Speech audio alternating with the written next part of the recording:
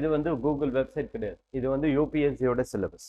யூபிஎஸ்சியில் notification ஒன்று வரும் இல்லையா, அந்த நோட்டிஃபிகேஷனில் என்ன யூபிஎஸ்சி சிலபஸ் கொடுத்துருக்காங்களோ அதை நம்ம அப்படி எடுத்துருக்கோம். ஓகே, நம்ம திருப்பி வேறு வெப்சைட்லேருந்து நம்ம எடுக்கிறது இல்லை. அப்போ யூபிஎஸ்சியோடைய சிலபஸில் என்ன இருக்குன்றதை நம்ம ஃபஸ்ட்டு பார்க்கலாம். ஓகே, ஃபஸ்ட்டு இந்த சிலபஸ் என்ன அப்படின்றத பார்ப்போம். ஃபஸ்ட்டு இது ஒரு அவுட்லைன் தான். ஓகே, என்னென்ன சிலபஸ், அதை எப்படி பார்க்கணும் அப்படின்ட்டு. ரெண்டாவது, இந்த சிலபஸை நம்ம எப்படி கவர் பண்ண முடியும் அப்படின்றத நம்ம பார்க்கலாம். மூணாவது, என்ன ஸ்ட்ராட்டஜி யூஸ் பண்ணால் நம்ம கிளியர் பண்ண முடியும் அப்படின்றது நம்ம பார்க்கலாம். ஏன்னா எல்லாருமே ஸ்டார்ட் பண்ணும்போது ஒரு பாதி ஐடியா தான் இருக்கும் இல்லையா, டிஃப்ரெண்ட் ஐடியாஸ் இருக்கும். மேபி நீங்கள் ஒவ்வொருத்தரும் ஒவ்வொரு மொபைலில் நெட்டில் பார்த்துருப்பீங்க. ஸோ நெட்டில் பார்க்கும்போது நமக்கு டிஃப்ரெண்ட் ஐடியாஸ் கிடைக்கும் இல்லையா. ஏன்னா ஒவ்வொரு டாப்பர்ஸுக்கும் ஒவ்வொரு விதமான அப்ரோச் இருக்கும். சில பேர் வந்து சோர்ஸ் புக் பார்க்க சொல்லுவாங்க, சில பேர் என்சிஆர்டி பார்க்க சொல்லுவாங்க. அப்பாவா இல்லையா, இப்படி டிஃப்ரென்ஸ் ஆஃப் ஒப்பீனியன் நிறைய இருக்கு.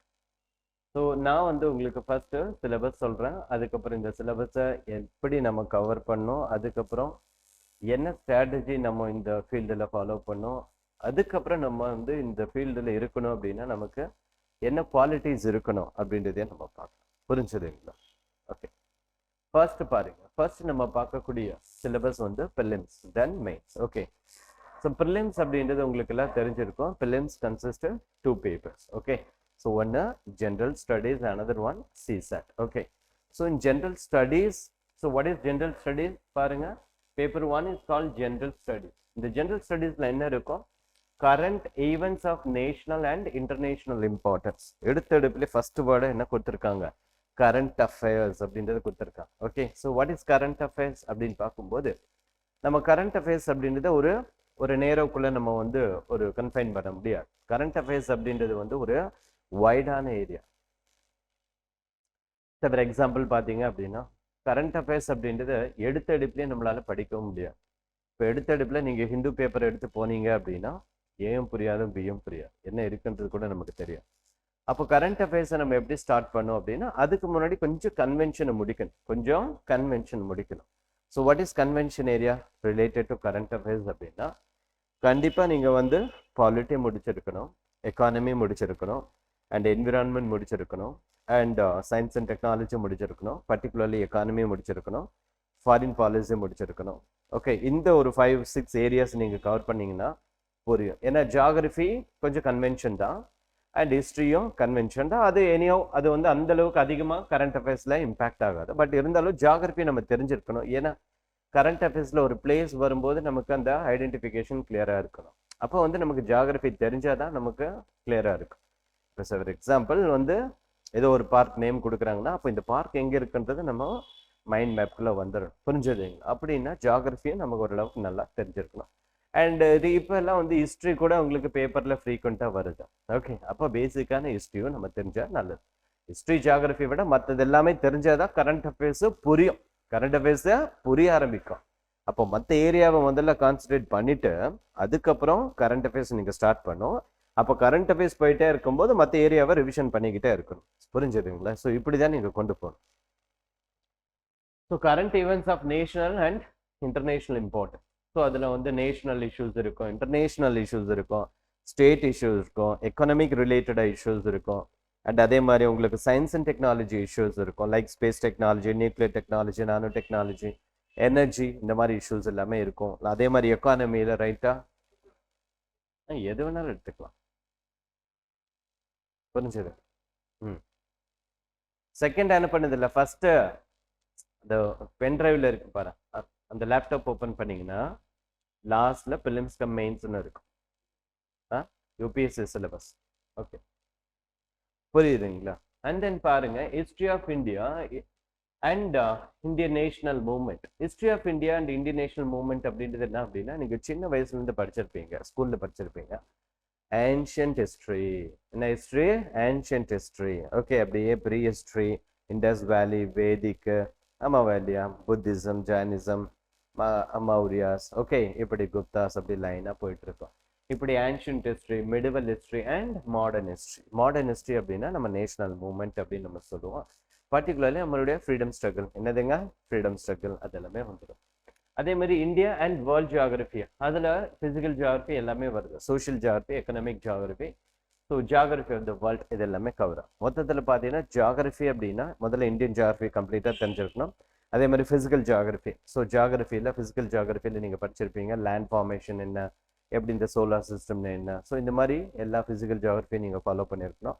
அண்ட் அதே மாதிரி இந்தியன் ஜியாகிரபி இருக்கணும், கொஞ்சம் எக்கனாமிக் ஜியாகிரபி இருக்குது, கொஞ்சம் சொல்றது ஹியூமன் ஜியாகிரபி இருக்குது, புரிஞ்சதுங்க. லைக் பாப்புலேஷன் என்னதுங்க, பாப்புலேஷன், இதெல்லாம் வந்து ஹியூமன் ஜியாகிரபிக்குலாம் வந்துடும். ஓகே, எக்கனாமிக் ஜியாகிரபியில் ரிசோர்ஸ், இந்தியாவில் என்னென்ன இண்டஸ்ட்ரீஸ் எங்கே இருக்குது, என்னென்ன மைன்ஸ் எங்கே இருக்குது, என்னென்ன ரிசோர்ஸஸ் எங்கே இருக்குது, இந்த மாதிரியான விஷயங்களும் நம்ம தெரிஞ்சிருக்கணும். அப்போ எக்கானமின்றது ஒரு கம்ப்ளீட் தான், எக்கானமின்றதும் கம்ப்ளீட்டாக நம்ம தெரிஞ்சிருக்கணும், அது ஜியாகிரபி ஆஸ்பெக்டில். அதே மாதிரி Indian polity and governance and constitution and political system, அதில் panchayat raj, public policy, rights issues, இது எல்லாமே பாலிட்டி அண்ட் கவர்னன்ஸ்குள்ளே வந்துடும். என்ன வந்திருக்கும், பாலிட்டி அண்ட் கவர்னன்ஸ்குள்ளே வந்துடும். ஓகே, பாலிட்டி தெரிஞ்சிருக்கோம் உங்களுக்கு, நம்ம ஃபாலோ பண்ணுறது லக்ஷ்மிகாந்த் தான். ஸ்ட்ரைட்டாக வந்து உங்களுக்கு ரன்னிங் நோட்ஸோ இல்லை வேற மெட்டீரியலோ கொடுக்கறது இல்லை, ஸ்ட்ரைட்டாகவே நம்ம என்ன பார்க்கணும், லக்ஷ்மிகாந்த் பார்க்குறோம். ஓகே, லக்ஷ்மிகாந்தில் வந்து உங்களுக்கு கம்ப்ளீட்டாக கிட்டத்தட்ட 90%, 95% ஆஃப் ப்ரிலிம்ஸ் கொஷின்ஸ் வந்து நம்ம லக்ஷ்மிகாந்த்லேயே நம்மளால வந்து பார்க்க முடியும். ஒரு 5% பார்க்க முடியலன்னா அது கரண்ட் அஃபேர்ஸில் வந்திருக்கு. இங்கே வந்திருக்கோம் கரண்ட் அஃபேர்ஸ், 5 to 10% கரண்ட் அஃபேர்ஸில் இருக்கு. அந்த கொஷின் பேப்பர் கூட நான் டிஸ்கஷன் பண்ணியிருக்கேன் ஸ்டூடெண்ட்ஸுக்கு. ஸோ அப்போ பார்த்தீங்க அப்படின்னா A to Z லக்ஷ்மிகாந்த் நம்ம கவர் பண்ணாலே இது எல்லாமே கவர் ஆகிடும், புரிஞ்சுதுங்களா. கொஞ்சம் கவர்னன்ஸில் கொஞ்சம் கவர் பண்ணால் இந்த 2 டாப்பிக்குமே கவர் ஆகிடும். கவர்னன்ஸில் கொஞ்சம் கவர் பண்ணிங்கன்னா இந்த பப்ளிக் பாலிசியும் அண்ட் ரைட்ஸ் இஷ்யூஸும் கவர் ஆகும், புரிஞ்சுதுங்களா. அண்ட் அடுத்தது பார்த்தீங்க அப்படின்னா economy, economic and social development, sustainable development, poverty, inclusion. Economic அப்படின்றது உங்களுக்கு எல்லாம் தெரியும். இன்னைக்கு இந்தியாவில் எக்கானமியில் ஒரு 10 சாப்டர் தான் உங்களுக்கு, அதிகமாக கூட கிடையாது எக்கானமியில். ஸோ ஃபர்ஸ்ட் வந்து நேஷனல் இன்கம் இருக்கும். What is national income? Okay, ஜிடிபின்னு என்ன, ஜிஎன்பின்னு என்ன, அப்புறம் அன்எம்ப்ளாய்மெண்ட்னு என்ன, அப்புறம் வந்து பவர்ட்டின்னு என்ன, அதுக்கப்புறம் வந்து கேபிட்டல் மார்க்கெட்டுன்னு என்ன, அப்புறம் வந்து பார்த்தீங்கன்னா மணி மார்க்கெட்டுன்னா என்ன, ஓகே, அப்புறம் வந்து foreign trade, what is foreign ட்ரேடுன்னா என்ன, அப்புறம் இந்த மாதிரி வேர்ல்ட் பேங்க்னு என்ன, ஐஎம்எஃப்னு என்ன. ஸோ இப்படி அதே மாதிரி ரிசர்வ் பேங்கோடைய ஃபங்க்ஷன்ஸ், இந்த மாதிரி எல்லாமே நம்ம பார்க்க. ஸோ அப்போ இதெல்லாமே வந்து எக்கானமியில் உங்களுக்கு ஒரு கீ கான்செப்ட். நான் புக்கு வந்து ஜென்ரலாக 2 புக்கு தான் வந்து ஈவன் டாப்பர்ஸுமே ஜென்ரலாக வந்து சஜஷன் பண்ணுறது என்ன அப்படின்னா Ramesh Singh and R key concept, புரிஞ்சதுங்களா. ஸோ என்ன எக்கானமியில் அப்படின்னா the most of the economy வந்து உங்களுக்கு மெயின்ஸ் அப்படின்னு போகும்போது 90% ஆஃப் எக்கானமி கரண்ட் தான். மெயின்ஸில் பார்த்தீங்கன்னா ஜிஎஸ்ல 80% ஆஃப் கொஸ்டின் வந்து கரண்ட் அஃபேர்ஸ் தான் வரும், கன்வென்ஷன் கிடையாது. நீங்கள் நல்லா புரிஞ்சுக்கணும், 80% ஆஃப் கொஸ்டின் எங்கேருந்து வரும், கரண்ட் அஃபேர்ஸில் தான் வரும். ஆனால் பிலிம்ஸில் எக்கானமியை பொறுத்த வரையிலுமே 60-40 நம்ம பிரிச்சுக்கலாம், புரிஞ்சதுங்களா. 60% கன்வென்ஷனில் வரும், ஒரு 40% கரண்ட் அஃபேர்ஸில் வரும் எக்கானமியை பொறுத்த வரையிலும். ஓகே, அண்ட் தென் பார்த்தீங்க அப்படின்னா ஸோ எக்கானமிலேயே பவர்ட்டி வந்துடும். ஸோ இன்க்ளூஷன், டெமோகிராஃபி, மக்கள் தொகை அப்படின்னு எல்லாம் படிப்பா இல்லையா, அது எல்லாமே வந்துடும். அதே மாதிரி கவர்மெண்டோட ஸ்கீம்ஸு எல்லாமே கவர் ஆகிடும். ஸோ இது எல்லாமே என்விரான்மெண்ட். என்னது? என்விரான்மெண்ட். ஸோ சின்ன வயசுலேருந்து ஈவன் உங்களுடைய காலேஜில் கூட உங்களுடைய சிலபஸில் எல்லாம் இருக்கும். What is environment? Okay, what is ஈகாலஜின்னு என்ன, பயோடைவர்சிட்டின்னு என்ன, என்விரான்மெண்ட்னு என்ன, டிஃப்ரெண்ட் டைப்ஸ் ஆஃப் பொல்யூஷன் என்ன, வாட்டர் பொல்யூஷன் என்ன, ஏர் பொல்யூஷன் என்ன இருக்கா. ஸோ இந்த மாதிரி. ஸோ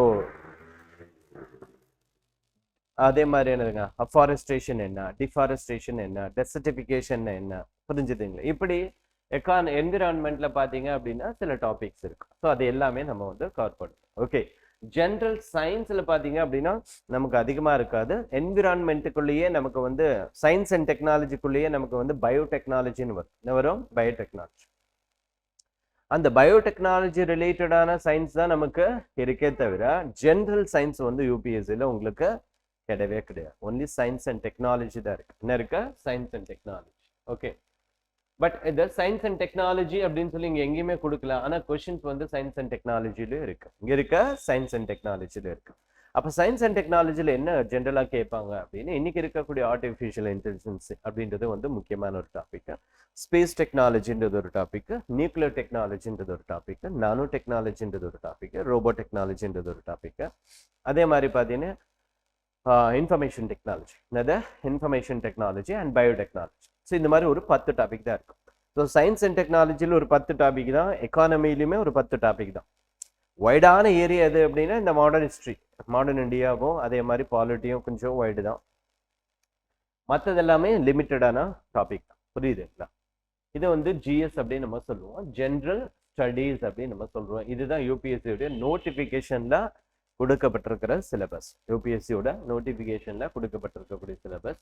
அண்ட் தென் பேப்பர் 2 உங்களுக்கு எல்லாம் தெரியும். ஸோ உங்களுக்கு எல்லாம் காம்ப்ரிஹென்ஷன் என்னதுங்க, ஃபர்ஸ்ட் வந்து காம்ப்ரிஹென்ஷன் இருக்கும். அந்த காம்ப்ரிஹென்ஷனை பொறுத்தவரையிலுமே உங்களுக்கு என்ன சார், ஒரு காம்ப்ரிஹென்ஷன் கொடுத்து ஒரு 4 கொஸ்டின்ஸ் கேட்பாங்க, ஒரு காம்ப்ரிஹென்ஷன் கொடுத்து 2 கொஸ்டின்ஸ் கூட கேட்பாங்க, ஒரு சின்ன காம்ப்ரிஹென்ஷன் கொடுத்து ஒரு கொஸ்டின். அந்த காம்ப்ரிஹென்ஷன்ல இருந்து என்ன நீங்க இன்ஃபரன்ஸ், அதுல இருந்து நீங்க என்ன புரிஞ்சுக்கிட்டீங்க, ஓகே, என்ன தெரிஞ்சுக்கிட்டீங்க அப்படின்றது. ஸோ இந்த ஸ்கில்ல நமக்கு எப்படி வரும் அப்படின்னா, ரெகுலரா நீங்க ஹிந்து நியூஸ் பேப்பரை எஸ்பெஷலி த எடிட்டோரியல் ஏரியா, என்ன ஏரியா, எடிட்டோரியல் ஏரியா. அந்த எடிட்டோரியல் ஏரியாவை நீங்க அதான் சொன்னேன், இமீடியட்டா உங்களால படிக்க முடியாது. ஃபர்ஸ்ட் ஒரு 3-4 மந்த்ஸ் வந்து கொஞ்சம் கன்வென்ஷனை பார்த்துட்டு அதுக்கப்புறம் ஸ்டார்ட் பண்ணாலே போதுமானது. பட் ரெகுலரா அட்லீஸ்ட் ஒரு 3-4 மந்த்ஸ் ஆகுது நீங்க வந்து ஹிந்து நியூஸ் பேப்பரை ரெகுலரா அந்த எடிட்டோரியல் பேஜை நீங்க ரீட் பண்ண கத்துக்கிட்டீங்க அப்படின்னா அதை அண்டர்ஸ்டாண்ட் பண்ணி அதை ரீப்ரொடியூஸ் பண்றோம். அதுதான் விஷயம். புரிஞ்சதுங்களா?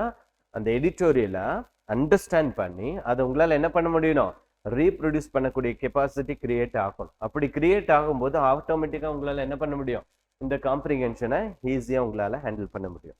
அது ஒரே நாள் 2 நாள் எல்லாம் வராது. ஸோ கண்டினியூஸா உங்களால ஹிந்து நியூஸ் பேப்பரை நீங்க ரீட் பண்ணிட்டே இருக்கணும். அட்லீஸ்ட் 3-4 மந்த்ஸ் ஆகுது நம்ம லாஸ்ட்ல ரீட் பண்ணிட்டு இருக்கும் போது, அப்போ அந்த எடிட்டோரியல்ஸ் ஃபார் எக்ஸாம்பிள் ஒரு எடிட்டோரியல் கொடுக்குறாங்கன்னா அந்த எடிட்டோரியலை படிச்சு அதை அப்படியே அப்சர்வ் பண்ணி அதுல இருந்து என்ன சொல்லப்பட்டிருக்காங்கன்றது நீங்க ஒரு பேராவா எடுத்து எழுத ஆரம்பிப்பீங்க.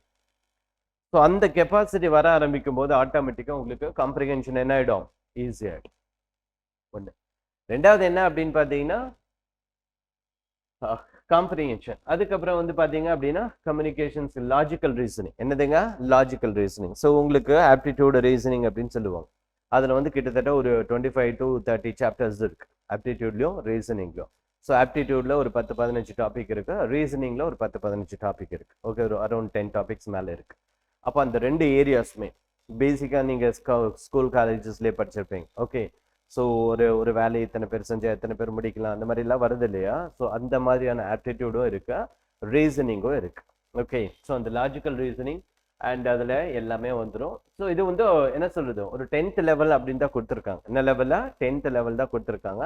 நாட் டிகிரி ஸ்டாண்டர்ட் அளவுக்கெல்லாம் வந்து ரொம்ப அதிகமா நீங்க வந்து காம்ப்ளிகேட்டட் பண்ணி சம் எல்லாம் போட்டு அப்படி எப்படி பண்ணு இப்படி பண்ணணும் அது கிடையாது. ரொம்ப பேசிக்கானது. அதை எப்படி நம்ம ஈஸியா பண்ண முடியும் அப்படின்னா, இந்த லாஸ்ட் 10 இயர்ஸ் சிசெட் கொஸ்டின் பேப்பரை நீங்க பாத்தீங்கன்னாலே அந்த லாஸ்ட் 10 இயர்ஸ்ல எப்படி கொஸ்டின் கேட்டிருக்காங்கன்றது நம்ம ஐடென்டிஃபை பண்ணி அந்த பாயிண்ட் ஆஃப் வியூல நம்ம ப்ரிப்பரேஷன் பண்ணாலே மோர் தென் இனஃபா இருக்கும். புரிஞ்சதுங்களா? எதுங்க, சிசெட் பேப்பருக்கு. ஓகே, பட் அதுல அந்த 30 சாப்டர்ஸை நம்ம வந்து கவர் பண்ணணும். இந்த ரெண்டுமே உங்களுக்கு எல்லாம் தெரிஞ்சதுதான். ஸோ ஜிஎஸ் பொறுத்தவரையிலுமே கட் ஆஃப் நமக்கு ஜிஎஸ்ல தான் ஃபிக்ஸ் பண்ணுவாங்க. அண்ட் சிசெட் பொறுத்தவரையிலுமே உங்களுக்கு அவுட் ஆஃப் 80 கொஸ்டின்ஸ்ல நீங்க வந்து எவ்வளவு செக்யூர் பண்ணா போதும், 27 கொஸ்டின்ஸ் வந்து நீங்க நெகட்டிவ் போக ஒரு 27 கொஸ்டின்ஸ் வந்து கரெக்டா இருந்தாலே போதும், கிளியர் ஆயிடும். ஓகே, 33%. புரிஞ்சதுங்களா? அப்போ ரொம்ப ஈஸியா நம்ம சிசெட் பேப்பரை கிளியர் பண்ண முடியும். ஃபார் எக்ஸாம்பிள் நீங்க வந்து காம்ப்ரிஹென்ஷன்ல ரொம்ப ஸ்ட்ராங்கா இருந்தா அதை நீங்க அப்ரோச் பண்ணலாம், இல்ல ஆப்டிடியூட்ல நீங்க ஸ்ட்ராங்கா இருந்தா அதை நீங்க அப்ரோச் பண்ணலாம். ஆப்டிடியூட் ரீசனிங்ல இது ரெண்டுலுமே வந்து பேலன்ஸ்டா இருக்கும். ஒரு 35 ஆர் 40 கொஸ்டின்ஸ் இருக்கும். நீங்க இதை ஏதோ ஒண்ணுல ஸ்ட்ராங் பண்ணி கரெக்டா போனீங்கனாலே நம்ம மேனேஜ் பண்ணிட முடியும். எந்த பேப்பர், சிசெட். ஆனா இன்னைக்கு நிறைய பேருக்கு சிசெட்லயே போகுது. எங்க போகுது, சிசெட்லயே போகுது. ஆனா அதுக்கு என்ன காரணம் அப்படின்னா ப்ராப்பரான ஒர்க் பண்ணல அப்படின்னு. ப்ராப்பரா அவங்க என்ன பண்ணல, ஒர்க் பண்ணல. ஸோ ஜிஎஸ்சியே ஃபுல்லா போயிருப்பாங்க, சிசெட் என்ன பண்ணியிருக்க மாட்டாங்க, ஒர்க் அவுட்டே பண்ணியிருக்க மாட்டாங்க. ஸோ சிசெட் அப்படின்றது பார்த்தீங்கன்னா சில பேருக்கு ஆப்டிடியூட் ரீசனிங் வந்து ரொம்ப கஷ்டமா இருக்கும், சில பேருக்கு ஈஸியா இருக்கும். அப்போ நமக்கு கஷ்டமா இருக்குன்றதுனால நம்ம அதை ஸ்கிப் பண்ணிட முடியாது. அப்போ என்ன பண்ணும் அப்படின்னா அதுக்கு ஒரு மாசம் எக்ஸ்ட்ரா ஒர்க் பண்ண, அவ்வளோதான் விஷயம். மற்றது ஜென்ரலா ஒரு மாசம் நம்ம ஒர்க் பண்றோன்ற இடத்துல இன்னொரு மாசம் என்ன பண்ணோம், எக்ஸ்ட்ரா ஒர்க் பண்ணோம். டெய்லி அதுக்காக ஒரு 1 hour அலாட் பண்ணி நீங்க என்ன பண்ணிட்டே வரணும், ஒர்க் அவுட் பண்ணிக்கிட்டே வரணும். அப்படி ஒர்க் அவுட் பண்ணிக்கிட்டே வந்தீங்க அப்படின்னா ஈஸியா போயிடும். புரிஞ்சதுங்களா? பின் பண்ணிக்கோங்க. பின் பண்ணிட்டீங்களா? ஓகே, அடுத்தது பாருங்க. மெயின் சிலபஸ் பாருங்க. என்ன சிலபஸ்? Main syllabus. இந்த மெயின் சிலபஸ்ல நீங்க பாருங்க. ஸோ ஜென்ரல் ஸ்டடிஸ் ஃபர்ஸ்ட் வந்து உங்களுக்கு எல்லாம் தெரிஞ்சிருக்கும் யூபிஎஸ்சியோட மெயின்ஸ் என்ன அப்படின்ட்டு. ஸோ யூபிஎஸ்சியோட பிலிம்ஸ் உங்களுக்கு எல்லாம் தெரியும். ஜிஎஸ் அவுட் ஆஃப் 100 கொஸ்டின்ஸ் கேட்பாங்க. அவுட் ஆஃப் 100 கொஸ்டின்ஸ்ல நீங்க இதுல நெகட்டிவ் மார்க் இருக்கு. இந்த நெகட்டிவ் மார்க்ல எவ்வளவு மார்க் இருக்கு? 1/3 வந்து நெகட்டிவ் இருக்கு கொஸ்டினா சொல்லும்போது, இல்லைன்னா 0.66ன்னு சொல்லிக்கலாம். ஃபார் எக்ஸாம்பிள் நீங்க 100 கொஸ்டின்ஸ் இருக்கு அப்படின்னா நீங்க 100 கொஸ்டின்ஸ்ல 90 கொஸ்டின்ஸ் நீங்க அட்டன் பண்றீங்க. 10 கொஸ்டின்ஸ் உங்களுக்கு ஒண்ணுமே தெரியல, விட்டுட்டீங்க. அப்ப அந்த 90 கொஸ்டின்ஸ்ல நீங்க 30 கொஸ்டின்ஸ் வந்து தப்பு, 60 கொஸ்டின்ஸ் வந்து ரைட்டா இருக்கு அப்படின்னா 30 கூட பிளஸ் 10, ஓகே 10 என்ன ஆயிடும்?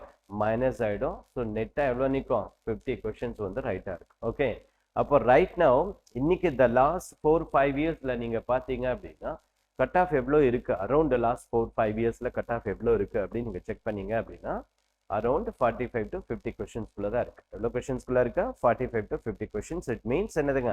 90 to 100 மார்க் தான் கட் ஆஃப். ஏன்னா ஒரு கொஸ்டினுக்கு 2 மார்க் தெரியும் இல்லையா? டோட்டலா 200 மார்க்ஸ். அப்போ கட் ஆஃப் எவ்வளோ இருக்கு? 90 to 100 தான். நீங்க 50 கொஸ்டின்ஸ் கரெக்டா இருந்தா போதும். நீங்க வந்து 60, 70, 80 கொஸ்டின்ஸ் எல்லாம் சரியா வைக்கணும்னு சொல்லவே இல்லை.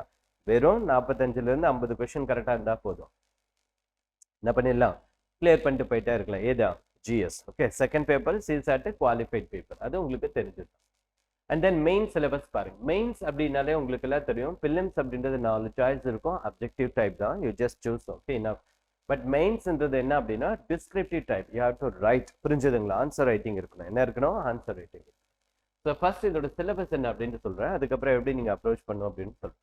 ஸோ மெயின்ஸ் பாருங்க. உங்களுக்கு ஜென்ரல் ஸ்டடீஸ் 1 என்னதுங்க?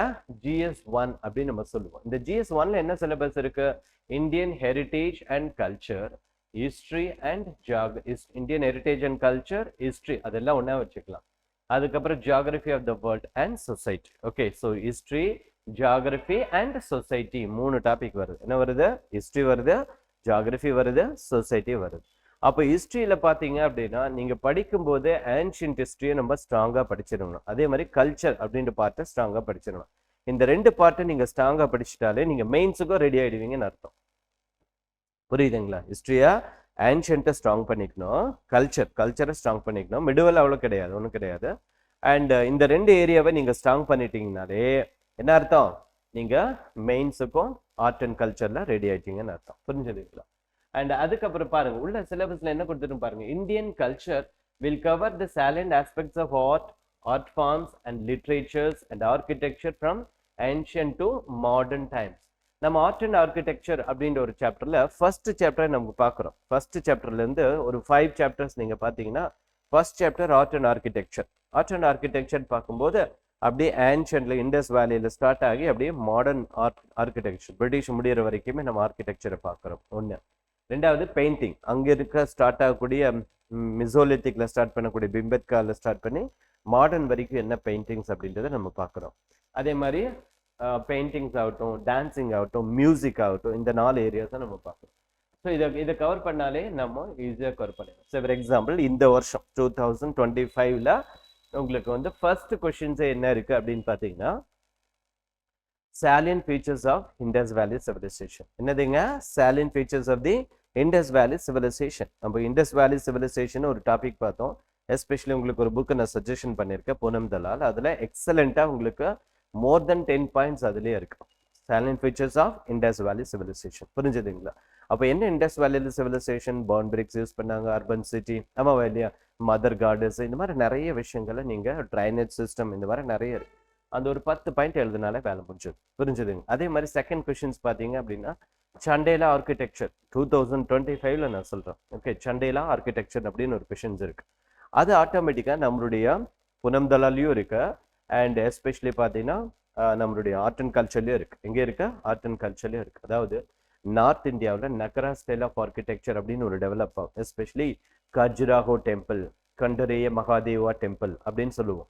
அந்த டெம்பிளுடைய ஆர்கிடெக்சரை நம்ம எக்ஸ்போஸ் பண்ணி எழுதுனாலே போதுமானது. புரிஞ்சதுங்களா? ஸோ இந்த 2 கொஸ்டின்ஸ் வந்து கேட்டிருக்காங்க. இது வந்து நம்ம இந்த 2 புக்கை நீங்க ஃபாலோ பண்ணீங்கனாலே மோர் தென் இனஃபா இருக்கு. புரிஞ்சதுங்களா? பூனம் தலாலியும் and Nitin Singhania. Okay, art and culture இது வந்து மோர் தென் இனஃபா இருக்கு. ரெண்டுமே நம்ம உங்களுக்கு பேஜ் பை பேஜாவே நம்ம கவர் பண்ணி கொடுக்குறோம். புரிஞ்சதுங்களா?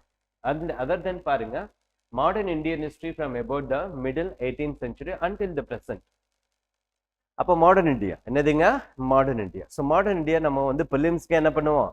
எக்ஸ்டென்சிவா படிப்போம். பிலிம்ஸுக்கே எக்ஸ்டென்சிவா படிப்போம். அப்போ மெயின்ஸுக்கு நம்ம என்ன பண்ணோம் அப்படின்னா ரைட்டிங் ப்ராக்டிஸை கொண்டு வரணும். ஆன்சர் ரைட்டிங் ப்ராக்டிஸை கொண்டு வரணும். ஓகே, ஸோ அதனால வந்து உங்களுக்கு மாடர்ன் இந்தியா உங்களுக்கு பெரிய ஹார்டெல்லாம் இருக்காது. ஓகே, அடுத்தது பார்த்தீங்கன்னா மாடர்ன் இந்தியா வித் ஃப்ரீடம் ஸ்ட்ரகிளும் வந்துருது. என்ன வந்துருதுங்க? Freedom struggle, various stages, important contribution, difference of the country. And post independence. Post இண்டிபெண்டன்ஸ்னா 1947க்கு அப்புறம், இதுக்கப்புறம் 1947ல இருந்து என்னென்ன வந்து consolidation and reorganisations. For example 1947ல நம்ம இண்டிபெண்டன்ஸ் வாங்கின உடனே இந்தியாவில் பார்த்தீங்கன்னா ஒரு யூனிஃபைடு இந்தியா உருவாக்கலாம். ஓகே, கிட்டத்தட்ட 565 பிரின்ஸ்லி ஸ்டேட்ஸ் இருந்தாங்க. ஓகே, ஹைதராபாத், ஜூனாகர், காஷ்மீர் எல்லாம் இண்டிபெண்டா இருந்தாங்க. அப்போ இந்தியாவை ஒரு யூனிஃபைட் கண்ட்ரியை நம்ம மாற்றணும். எஸ்பெஷலி வல்லபாய் பட்டேல் இருப்பார். அப்போ எப்படியெல்லாம் வந்து யூனிஃபைட் பண்ணோம். அதே மாதிரி பார்த்தீங்க அப்படின்னா ரீஆர்கனைசேஷன், ஸ்டேட் எல்லாத்தையும் நம்ம எப்படி ரீஆர்கனைஸ் பண்ணோம். ஃபார் எக்ஸாம்பிள் நம்ம வாங்கும்போது பார்த்தீங்கன்னா இந்தியாவில் ஏபிசிடி அப்படின்ற ஸ்டேட் இருந்துச்சு. அதுக்கப்புறம் 1956 தான் ஸ்டேட் ரீஆர்கனைசேஷன் ஆக்ட் அப்படின்னு ஒன்று பாஸ் பண்ணி அந்த ஆக்ட் மூலியமாக தான் இந்தியாவில் 14 ஸ்டேட்ஸ் கொண்டு வந்து அண்ட் 6 யூனியன் டெரிட்டரிஸ் கொண்டு வந்துருக்கோம். அது மறுபடியும் பைஃபர்கேட் பண்ணி இன்னைக்கு 28 ஸ்டேட்ஸ் அண்ட் 8 யூனியன் டெரிட்டரிஸ் இருக்கு. எத்தனை யூனியன் டெரிட்டரிஸ் இருக்கா? 28 ஸ்டேட்ஸ் அண்ட் 8. இப்படி எப்படி வந்து இந்தியாவில் ரீஆர்கனைசேஷன் ஆஃப் ஸ்டேட்ஸ் எல்லாம் நடந்தது. அதே மாதிரி கன்சாலிடேஷன் நம்ம எப்படி பண்ணோம் ஆஃப்டர் இண்டிபெண்டன்ஸ் தான். என்னதுங்க? ஆஃப்டர் இண்டிபெண்டன்ஸ் தான், வேற ஒன்றும் இல்லை. அதே மாதிரி history of the world will include events from 18th century such as the Indus Revolution, World War, and redrawal of national boundaries and colonization, decolonization, political philosophies like communism, capitalism, socialism. இது என்ன sir அப்படின்னா, இப்போ history optional எடுக்கிறவங்களுக்கு இதெல்லாம் தெரியும். Okay, history optional கேள்விப்பட்டிருக்கீங்களா? History ஆப்ஷனல்ல போனீங்கன்னா நமக்கு இந்த டாபிக் எல்லாமே இருக்கு. இண்டஸ்ட்ரியல் ரெவல்யூஷன் சொல்லுவாங்க. In 1760s இங்கிலாந்துல இண்டஸ்ட்ரியல் ரெவல்யூஷன் ஸ்டார்ட் ஆகும். என்ன ஸ்டார்ட் ஆகும்? Industrial revolution. அந்த இண்டஸ்ட்ரியல் ரெவல்யூஷனுக்கு அப்புறம் உங்களுக்கு நேஷன் ஸ்டேட் ஃபார்ம் ஆகும். என்ன ஃபார்ம் ஆகும்? Nation state. இதுதான் வந்து ரீட்ராவல் ஆஃப் பவுண்டரி. ஓகே, அந்த நேஷன் ஸ்டேட் ஸ்டார்ட் ஆனதுக்கு அப்புறம் வேர்ல்டு வார் என்ன வருங்க? World war. அதே சைட் பை சைடா பாத்தீங்க அப்படின்னா காலனைசேஷனும் நடக்கும். என்ன நடக்கும்? காலனைசேஷன். இந்தியா வந்து எப்படி காலனி பண்ணாங்க, ஆப்பிரிக்காவில் எப்படி காலனைசேஷன் பண்ணாங்க, சவுத் ஏஷியாவில் எப்படி காலனைசேஷன் பண்ணாங்க. அதுக்கப்புறம் டீகாலனைசேஷன். என்னதுங்க? டீகாலனைசேஷன் எப்படி நடந்ததுன்றத பார்க்கணும். ஃபர்ஸ்ட் காலனைசேஷன், அப்புறம் டீகாலனைசேஷன் எப்படி எல்லாரும் இண்டிபெண்டன்ஸ் வாங்கினாங்கன்றத நம்ம பார்க்கணும். அப்புறம் பிலாசபிஸ் லைக் கம்யூனிசம்னு என்ன, கேபிட்டலிசம்னு என்ன, சோசியலிசம்னு என்ன, இந்த கான்செப்ட் எல்லாம் பார்க்கணும். ஸோ சிலபஸை வச்சு கோரா உங்களுக்கு மெட்டீரியல் நாங்களே போட்டிருக்கோம். புரிஞ்சுதுங்களா? ஸோ ஒவ்வொரு டாபிக் பேஸாக உங்களுக்கு வேர்ல்டு ஹிஸ்ட்ரிக்கு நாங்களே உங்களுக்கு மெட்டீரியல் கொடுப்போம். புரிஞ்சுதுங்களா? அண்ட் அதே மாதிரி பார்த்தீங்கன்னா salient features of Indian society and diversity of Indian society அப்படின்னு நம்ம சொல்றோம் இல்லையா? இந்தியாவில் பார்த்தீங்க அப்படின்னா டிஃப்ரெண்ட் கேஸ்ட் இருக்கு, டிஃப்ரெண்ட் ரிலீஜன் இருக்கு, டிஃப்ரெண்ட் பீப்புள் ஆஃப் ரேஸ் இருக்கு. அப்போ இல்லையா? அப்போ இந்தியன் சொசைட்டியோடைய டைவர்சிட்டியை பற்றி சொல்லணும். ஃபார் எக்ஸாம்பிள் பார்த்தீங்கன்னா இந்தியாவில் வந்து பார்த்தீங்கன்னா கிட்டத்தட்ட அரௌண்ட் என்ன சொல்றது 1600 லாங்குவேஜஸ் இருக்கு. ஓகே, அஃபீஷியலி ஆர்டிக்கல் ஷெட்யூல் 8ல நம்மளுடைய அஃபீஷியல் லாங்குவேஜை நம்ம வந்து 22 லாங்குவேஜஸ் சொல்றோம். பட் அன்அஃபிஷியலாக பார்த்தீங்க அப்படின்னா அரௌண்ட் 1600 லாங்குவேஜஸ் இருக்கு. அப்போ டிஃப்ரெண்ட் கைண்ட்ஸ் ஆஃப் பீப்புள் இந்தியாவில் இருக்காங்கன்னு அர்த்தம். ஸோ நார்த்தில் ஒரு பீப்புள் இருப்பாங்க, ஈஸ்ட்ல மங்களோயிட்ஸ் இருப்பாங்க, சவுத்தில் நிக்ரிட்டோஸ்ன்னு சொல்லக்கூடிய திராவிடியன்ஸ் இருப்பாங்க. எப்படி இந்தியாவில் என்னென்ன ரேஸ் இருக்கு, என்னென்ன ரிலீஜன் இருக்கு, என்னென்ன கேஸ்ட் சிஸ்டம் இருக்கு. ஸோ இந்தியாவுடைய டைவர்சிட்டியை பற்றி நம்ம படிக்க போகிறோம். அதுக்கப்புறம் பார்த்தீங்க அப்படின்னா குளோபலைசேஷன், எஃபெக்ட்ஸ் ஆஃப் குளோபலைசேஷன். இப்போ குளோபலைசேஷன் அப்படின்னு நம்ம சொல்லுவோம், உங்களுக்கு எல்லாம் கேள்விப்பட்டிருப்பீங்க. இந்தியாவில் 1992ல் எல்பிஜி அப்படின்னு ஒன்று கொண்டு வருவோம். என்ன கொண்டு வருவாங்க? LPG. What is LPG? Liberalisation, privatisation, globalisation. அதுக்கு பேர் தான் வந்து எல்பிஜி. அப்போ 1992ல் இந்தியாவில் என்ன பண்ணுறாங்க அப்படின்னா இருக்கக்கூடிய ரெஸ்ட்ரிக்ஷன்ஸ் எல்லாத்தையும் ரிமூவ் பண்ணுறாங்க.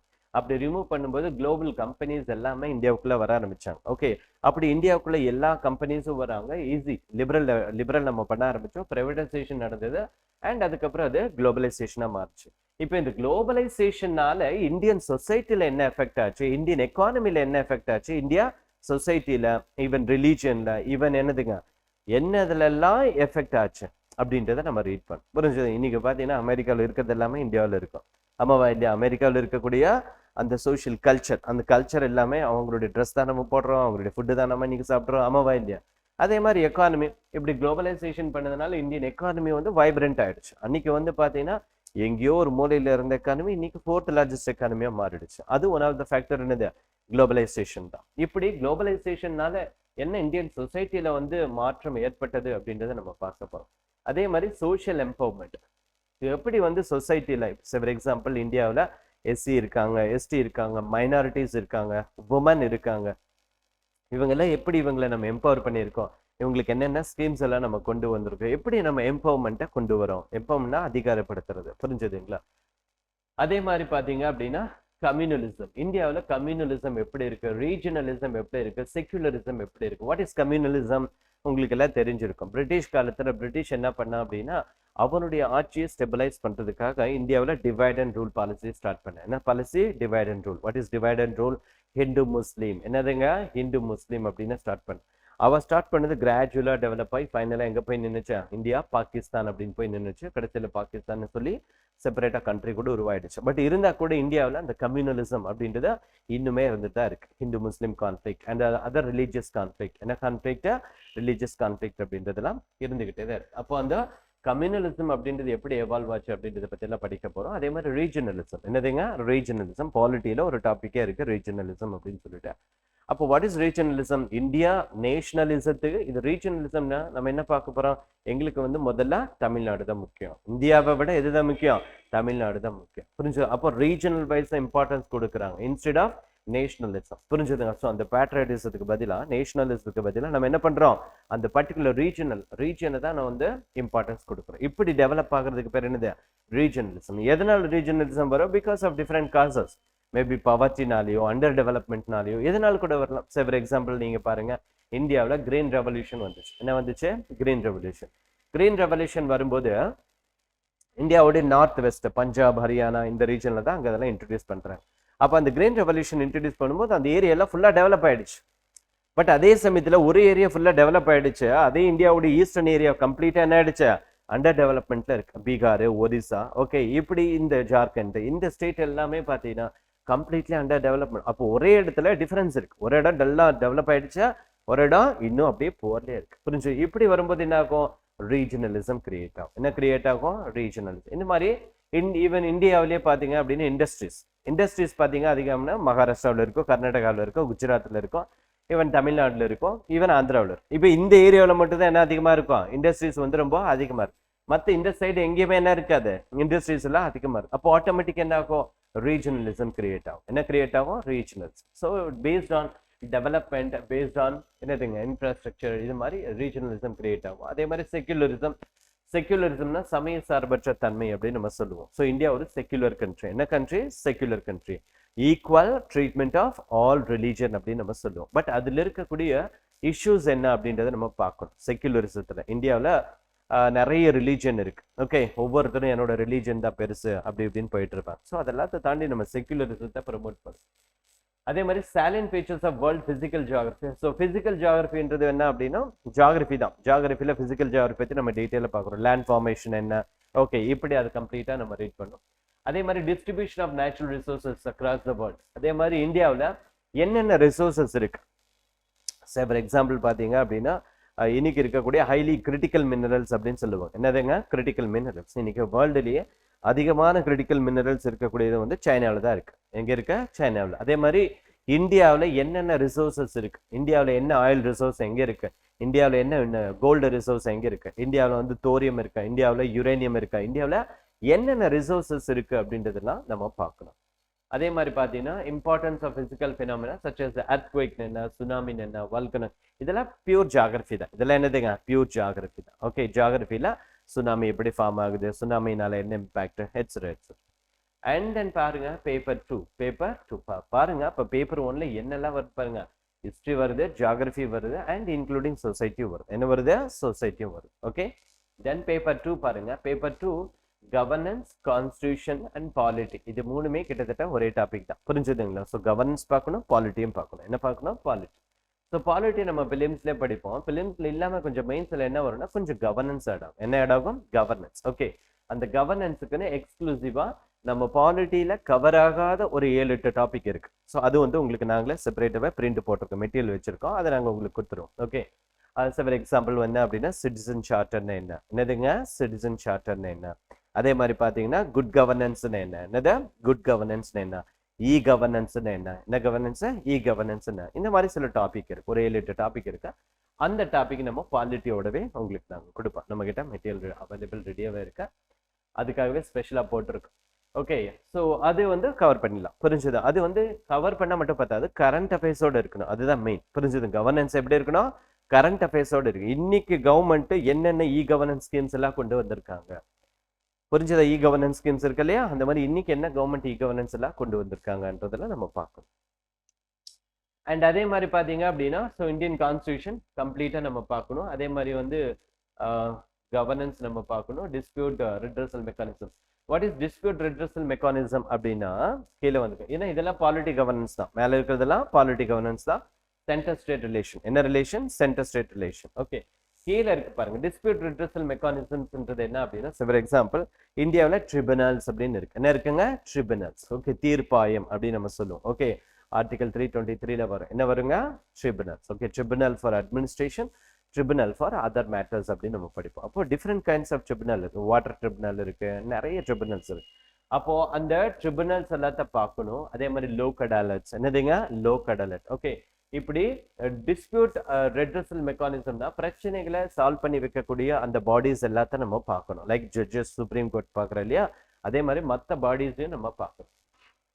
அதுக்கப்புறம் வந்து comparison of Indian constitution scheme with other constitution. இது ரொம்ப சிம்பிள், நமக்கு லக்ஷ்மிகாந்த்லேயே இன்னைக்கு ஒரு டாப்பிக்காகவே கொடுத்துட்டான், ஒரு செப்பரேட்டாக ஒரு ஹெட்டிங் கொடுத்துருக்காங்க.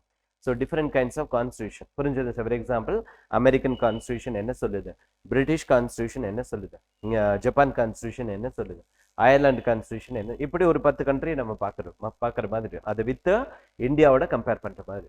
அது வந்து இன்னைக்கு அப்டேட்டட் லக்ஷ்மிகாந்தில் அவங்களே கொடுத்துட்டாங்க, எல்லாத்துமே கொடுத்து வச்சிருக்காங்க. அது நமக்கு ஒன்றும் விஷயம் கிடையாது. அதுக்கப்புறம் வந்து பார்த்தீங்க அப்படின்னா பார்லிமெண்ட் அண்ட் ஸ்டேட் லெஜிஸ்லேச்சர், இதெல்லாம் பியூர் பாலிட்டி தான். And structure, organisation, functioning of judiciary, minister, governance, pressure group, இதெல்லாம் நம்ம படிச்சிருக்கோம். உங்களுக்கு எல்லாம் ஞாபகம் இருக்கான்னு தெரியல, நீங்க பாருங்க புக்லயே உங்களுக்கு இருக்கு. என்ன புக்ல இருக்குன்னா ப்ரெஷர் குரூப், என்ன குரூப், ப்ரெஷர் குரூப். இது எல்லாமே லக்ஷ்மிகாந்த் தாங்க, இது எல்லாமே பாலிட்டி கவர்னன்ஸ் தான், ஒரு பெரிய எக்ஸ்ட்ரா டாபிக் கிடையாது. அதே மாதிரி ரெப்ரஸன்டேஷன் ஆஃப் பீப்புள் ஆக்ட், இதுவும் வந்து பாலிட்டி தான், இது ஃபுல்லாவே பாலிட்டி தான். Statutory and regulatory like election commission, CAG, கம்ப்ளீட்டா பாலிட்டி தான். ஓகே, அதுக்கப்புறம் அப்படியே கொஞ்சம் கீழே வந்திருக்கு. இந்த பாலிட்டி இல்லாம என்ன இருக்குன்றதை பாருங்க. So development processes and development industry, the role of NGOs. Okay, இந்தியாவில் நிறைய என்ஜிஓஸ் அப்படின்னு சொல்லுவோம், நான் கவர்மெண்ட் ஆர்கனைசேஷன் அப்படின்னு நம்ம சொல்லுவோம். அப்போ அந்த NGOs and self help group, இவங்களுடைய அந்த அசோசியேஷன் எப்படி இருக்கு, அதோடைய டொனேஷன்ஸ் என்ன, சேரிட்டிஸ் என்ன, இன்ஸ்டிடியூஷன்ஸ் என்ன, அதோட ஸ்டாக் ஹோல்டர்ஸ் என்ன, அதோடைய சோஷியல் கான்ட்ரிபியூஷன் என்ன, அதோட சோஷியல் கான்ட்ரிபியூஷன் என்ன அப்படின்றத நம்ம பார்க்க போறோம். சிவில் சொசைட்டி, அது கூட அதுக்குள்ளே வரும், இது கூட வரும், அதுக்குள்ளேயே வரும். அதே மாதிரி வெல்ஃபேர் ஸ்கீம்ஸ், இது சொல்ல வேண்டிய அவசியமே இல்லை. ஒவ்வொரு நாளுமே சென்ட்ரல் கவர்மெண்ட் ஒரு ஸ்கீம் கொண்டு வருவாங்க, ஏதோ ஒரு ஸ்கீம் கொண்டு வரும். சோலார் ஸ்கீம், அந்த ஸ்கீம், இந்த ஸ்கீம், நிறைய ஸ்கீம்ஸ் கொண்டு வரும். ஸோ சென்ட்ரல் கவர்மெண்ட் ஆகட்டும், ஸ்டேட் கவர்மெண்ட் ஆகட்டும், கொண்டு வரக்கூடிய எல்லா ஸ்கீம்ஸையும் நம்ம என்ன பண்ணி ஆகணும், பார்த்தாகணும். Particularly schemes for SC, schemes for ST, schemes for minority, schemes for women, schemes for children, இப்படி பல ஸ்கீம்ஸ் இருக்கும். இது வந்து கரண்ட் அஃபேர்ஸ் தான். இது ஒரே வார்த்தையில் சொல்லணும்னு என்னதுங்க, கரண்ட் அஃபேர்ஸ்ல வரக்கூடிய ஸ்கீம் எல்லாத்தையும் நம்ம பார்க்கணும். ஓகே, தென் பாருங்க, issues related to development and management of social sector and services related to health, education, human resources. Okay, நம்ம நாட்டில் பார்த்தீங்கன்னா இது பியூர் கரண்ட் அஃபேர்ஸ் தான், உங்களுக்கு செப்பரேட்டா சப்ஜெக்ட் எல்லாம் ஒன்றும் கிடையாது. கரண்ட் அஃபேர்ஸ்ல இன்னைக்கு ஹெல்த் ரிலேட்டட் என்ன போயிட்டு இருக்கு, எஜுகேஷன் ரிலேட்டட் என்ன போயிட்டு இருக்கு, ஹியூமன் ரிசோர்ஸ். ஃபார் எக்ஸாம்பிள் ரீசெண்டா நேஷனல் எஜுகேஷன் பாலிசி, என்ன பாலிசி, எஜுகேஷன் பாலிசி கொண்டு வந்திருக்காங்களா புதுசா, சென்ட்ரல் கவர்மெண்ட் கொண்டு வந்திருக்கு இல்லையா. அப்போ அந்த எஜுகேஷன் பாலிசி என்னன்றதை நம்ம பார்க்கணும், அதில் பாசிட்டிவ் என்ன, அதில் நெகட்டிவ் என்னன்றதை பார்க்கணும். அதே மாதிரி பேப்பரில் இந்தியாவோட ஹெல்த் ரிப்போர்ட் எல்லாம் வரும், என்ன வரும், ஹெல்த் ரிப்போர்ட். ஓகே, அப்போ இந்தியாவில் வந்து இன்னைக்கு என்ன வந்து ஹெல்த் ரிப்போர்ட் இருக்கு. ஸோ அதே மாதிரி ஃபார் எக்ஸாம்பிள் இன்னைக்கு என்னதுங்க, என்னென்ன டிசீசஸ் புரிஞ்சுதுங்களா இந்தியாவில் ப்ரெவலண்ட்டாக இருக்கு, அதுக்கான என்னென்ன மெஷர்ஸ் இருக்கு, என்னென்ன எடுக்கப்பட்டிருக்கு அப்படின்றதெல்லாம் நம்ம பார்க்கணும். ஸோ அதே மாதிரி issue related poverty and hunger. So இந்தியாவில் இன்னைக்கு எத்தனை % பவர்ட்டி இருக்கு, எத்தனை % ஹங்கர் ஸ்ட்ரைக் இருக்கு, அந்த பவர்ட்டி எலிவேஷன் ப்ரோக்ராம்ஸ் எல்லாம் என்ன இருக்கு, கவர்மெண்ட் என்னென்ன ஸ்கீம்ஸ் எல்லாம் கொண்டு வந்திருக்காங்க. ஸோ பியூர் வந்து இதெல்லாம் ப்ரிலிம்ஸ் வித் பவர், இது கரண்ட் அஃபேர்ஸ் தான். நீங்கள் வந்து செப்பரேட்டாக ஒன்றுமே கிடையாது, கரண்ட் அஃபேர்ஸில் நீங்கள் படிக்க போறீங்க. இந்தியாவில் என்னென்ன ஸ்கீம்ஸ் இருக்கோ அது எல்லாமே நம்ம பார்க்க போறோம்.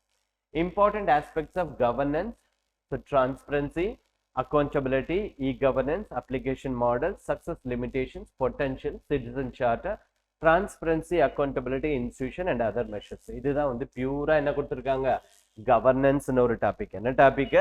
கவர்னன்ஸ் அப்படின்ற டாபிக் இதுல தான் இருக்கு. ஸோ வாட் இஸ் டிரான்ஸ்பரன்சின்னு என்ன, டிரான்ஸ்பரன்சின்னு என்ன, அக்கௌண்டபிலிட்டின்னு என்ன? ஸோ ஃபார் எக்ஸாம்பிள் இந்தியாவில் வந்து ரைட் டு இன்ஃபர்மேஷன் கமிஷன் அப்படின்னு இருக்கு. என்ன இருக்கு? Right to information commission, vigilance commission, CBI, Lokpal, இந்த மாதிரி பாடிஸ் எல்லாம் இருக்கு. எதுக்காக இருக்கு? கரப்ஷனை டீல் பண்ண பாடி. கரப்ஷன் எதுக்கு டீல் பண்ணோம்? Because of anything. அப்பதான் டிரான்ஸ்பரன்சி இருக்கும், அக்கௌண்டபிலிட்டி இருக்கும், ரெஸ்பான்சிபிலிட்டி இருக்கும், எல்லாமே இருக்கு.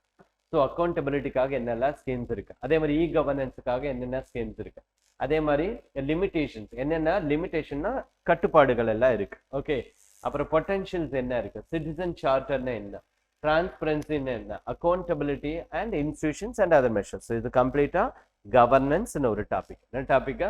கவர்னன்ஸ். அதே மாதிரி role of civil services in democracy.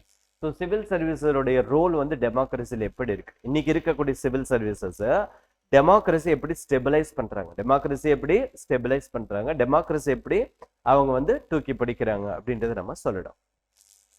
இது கரண்ட் நம்ம எழுதுறது தான், இதெல்லாம் வந்து ரைட்டிங் ப்ராக்டிஸ்ல தான் வரும்.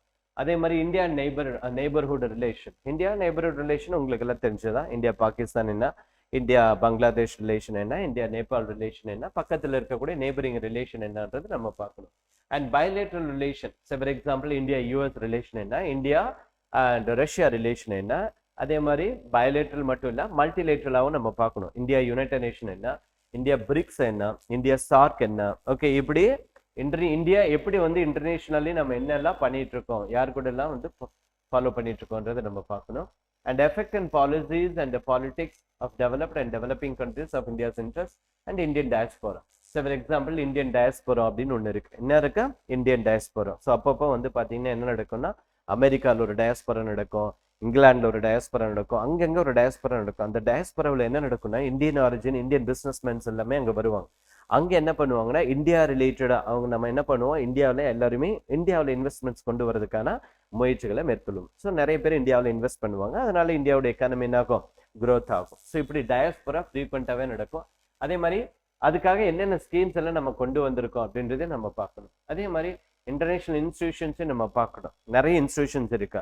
யுனைடெட் நேஷன் ஒரு பாடி இருக்கு, சார்க்னு ஒரு பாடி இருக்கு, ஷாங்காய் கோஆபரேஷன் ரீசெண்டாக நம்ம பிரைம் மினிஸ்டர் போன ஷாங்காய் கோஆபரேஷன் ஒரு பாடி இருக்கு, சார்க்னு இருக்கு, பிரிக்ஸ் இருக்கு, ஆமாவா இல்லையா? அதே மாதிரி வேர்ல்ட் ட்ரேட் ஆர்கனைசேஷன் இருக்கு, வேர்ல்டு பேங்க் இருக்கு, இந்த மாதிரி நிறைய ஆர்கனைசேஷன் இருக்கு. அப்போ என்ன அப்படின்னா, பைலேட்ரல் நெய்பர்ஹுட் ரிலேஷனை பார்க்கணும், பைலேட்ரல் ரிலேஷன் பார்க்கணும், மல்டிலேட்ரல் ரிலேஷன் பார்க்கணும். மல்டிலேட்ரல்னா லைக் இந்த மாதிரியான பாடிஸ் தான் நம்ம மல்டிலேட்ரல் பாடி அப்படின்னு நம்ம சொல்றோம். யுனைடெட் நேஷன்ன்றது ஒரு மல்டிலேட்ரல் பாடி, பிரிக்ஸ் அப்படின்றது ஒரு மல்டிலேட்ரல் பாடி. ஓகே, இந்தியா அமெரிக்கா மட்டுமே போனோம்னா அது பைலேட்ரல். ஓகே, அப்போ பேப்பர் 2 பொறுத்தவரையிலுமே என்ன அப்படின்னு பார்த்தீங்கன்னா, உங்களுக்கு இன்டர்நேஷனல் ரிலேஷனும் இருக்கு. என்ன ரிலேஷன் இருக்கு? இன்டர்நேஷனல் ரிலேஷன் இருக்கு, பாலிட்டி இருக்கு. பாருங்க, பாலிட்டி இருக்கு, polity, governance and society and international relation. இது வந்து பேப்பர் 2ல இருக்கு. அடுத்தது பாருங்க, பேப்பர் 3ல என்ன இருக்கு அப்படின்னு பாருங்க. பேப்பர் 3ல பாத்தீங்க அப்படின்னா,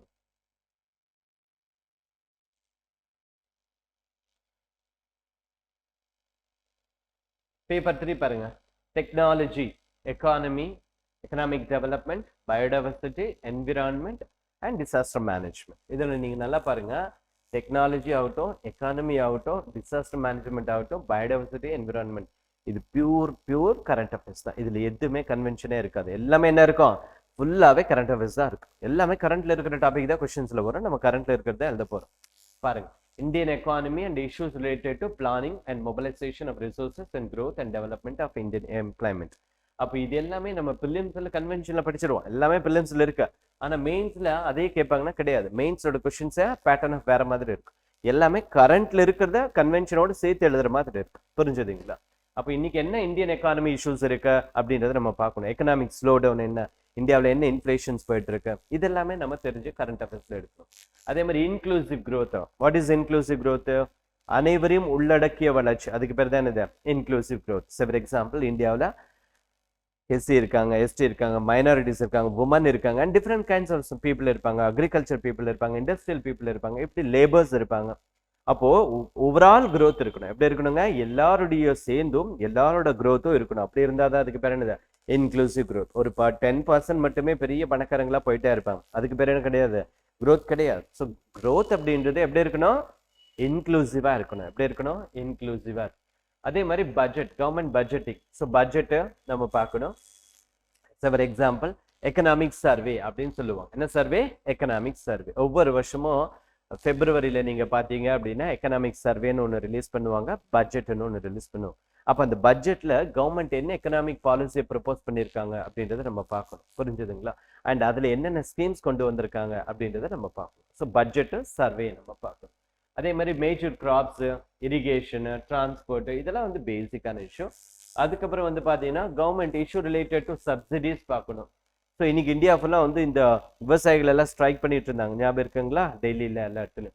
ஸோ அவங்க வந்து பார்த்தீங்கன்னா பப்ளிக் மெயினாக வந்து அவங்களுடைய இஷ்யூ என்னவா இருந்துச்சுன்னா மினிமம் சப்போர்ட் ப்ரைஸ். என்ன ப்ரைஸ்? மினிமம், குறைந்தபட்ச ஆதார விலை அப்படின்னு கேள்விப்பட்டிருக்கீங்களா? Minimum support.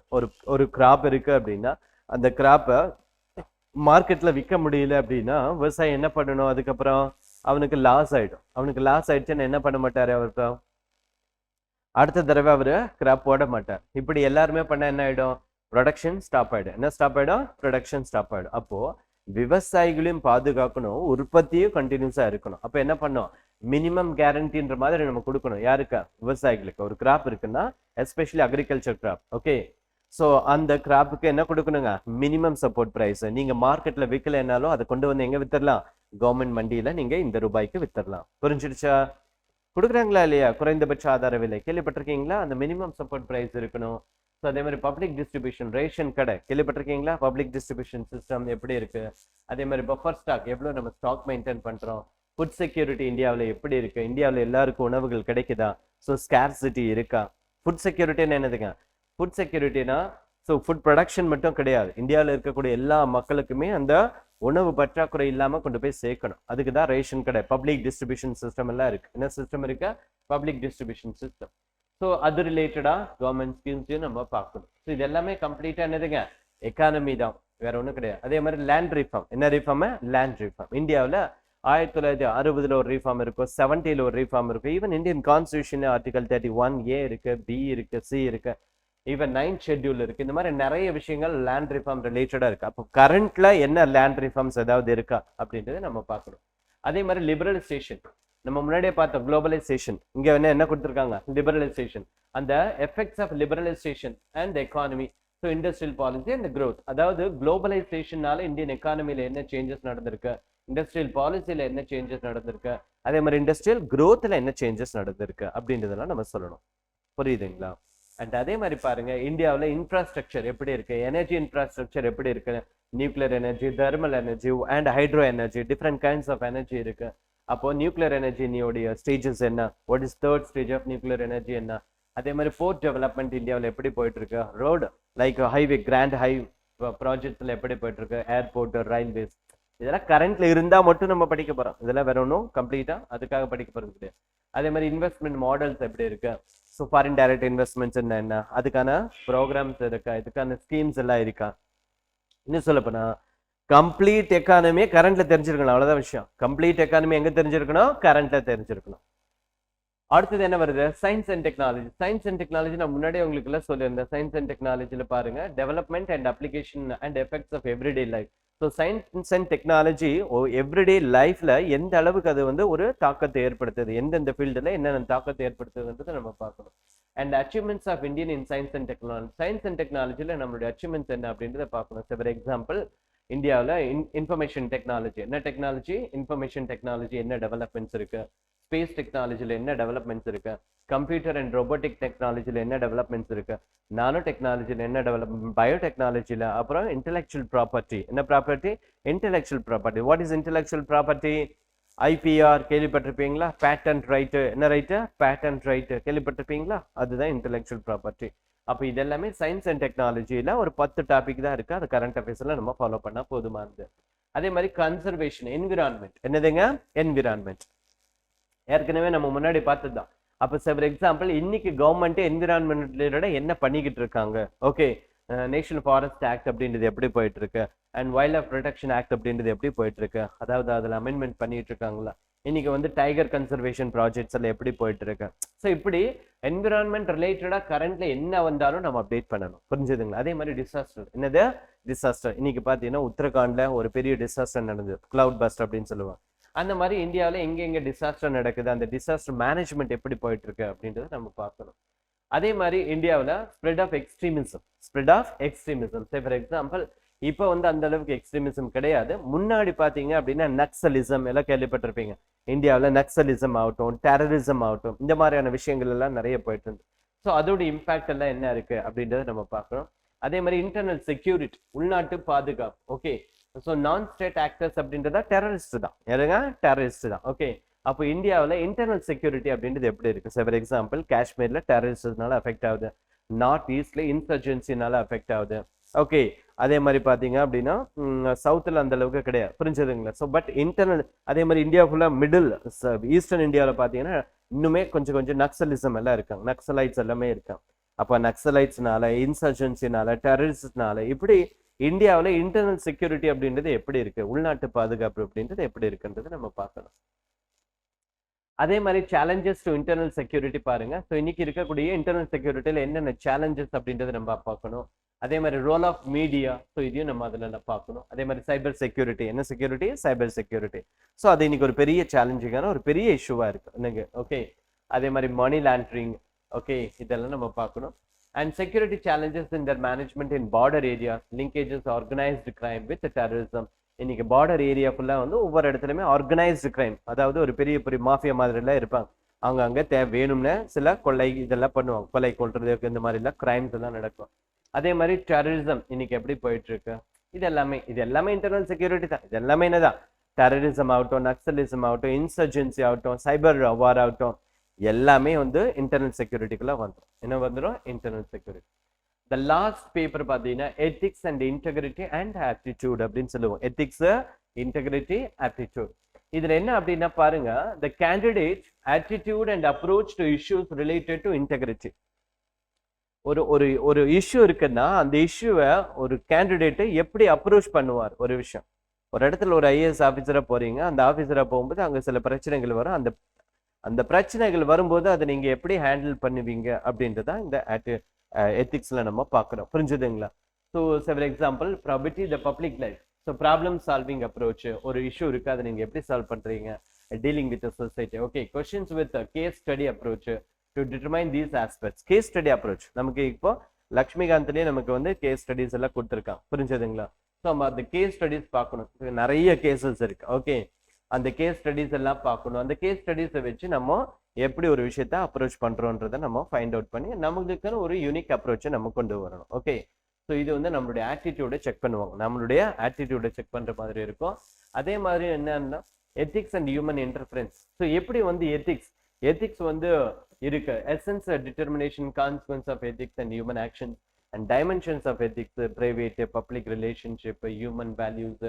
ஸோ ஒரு சமுதாயத்தில் நம்ம இருக்கும்போது நம்ம எப்படி எத்திக்கல் பிஹேவியரை நம்ம இருக்கணும். ஃபார் எக்ஸாம்பிள் நம்ம படிப்போம், த கிரேட் அசோக படிக்கும்போது கூட நம்ம படிக்கிறோம், என்ன படிக்கிறோம் அப்படின்னா the moral code of conduct வந்து அசோகர் சொல்லியிருப்பார். ஸோ அது இன்னும் சொல்ல போனால் அது ஒரு எத்திக்கல் பிஹேவியர் அப்படின்னு கூட நம்ம படிக்கிறோம். என்ன பிஹேவியர், எத்திக்கல் பிஹேவியர். ஒரு சமுதாயத்தில் நம்ம இருக்கோம் அப்படின்னா எப்படி அந்த சமுதாயத்தில் யாருமே நம்ம தேவையில்லாமல் டிஸ்டர்ப் பண்ணாமல், யாருமே நம்ம மதிக்காம, யாருமே நம்ம என்ன சொல்றது, யாருமே நம்ம என்ன பண்ணக்கூடாது, இன்சல்ட் பண்ணக்கூடாது, யாருமே மதிக்காம இருக்கக்கூடாது, யாருமே தொந்தரவு செய்யக்கூடாது, நாம நம்மளுடைய டியூட்டியை கரெக்டா செஞ்சுட்டு போயிட்டே இருக்கோம், புரிஞ்சுதுங்க. இப்படி ஒரு சொசைட்டில எப்படி நம்ம இருக்கணும், அது ஒரு ஆஃபீஸரா இருக்கிறவங்க எப்படி அப்ரோச் இருக்கணும். ஃபார் எக்ஸாம்பிள் உங்களுடைய எமோஷனல் பேலன்ஸ், என்ன balance, emotional balance. Okay, so emotional balance அப்படின்றது ஒரு விஷயத்துக்கு உடனடியா உணர்ச்சி வசமும் படக்கூடாது, படாமையும் இருக்கக்கூடாது. ஸோ அதை எப்படி நீங்க பேலன்ஸ்டா அப்ரோச் பண்றீங்க, ஒருத்தர் கூட பேசும்போது அவருடைய இடத்துல இருந்து நீங்க எப்படி யோசிக்கிறீங்க, புரிஞ்சுதுங்களா. ஒரு மக்கள் கிட்ட பேசும்போது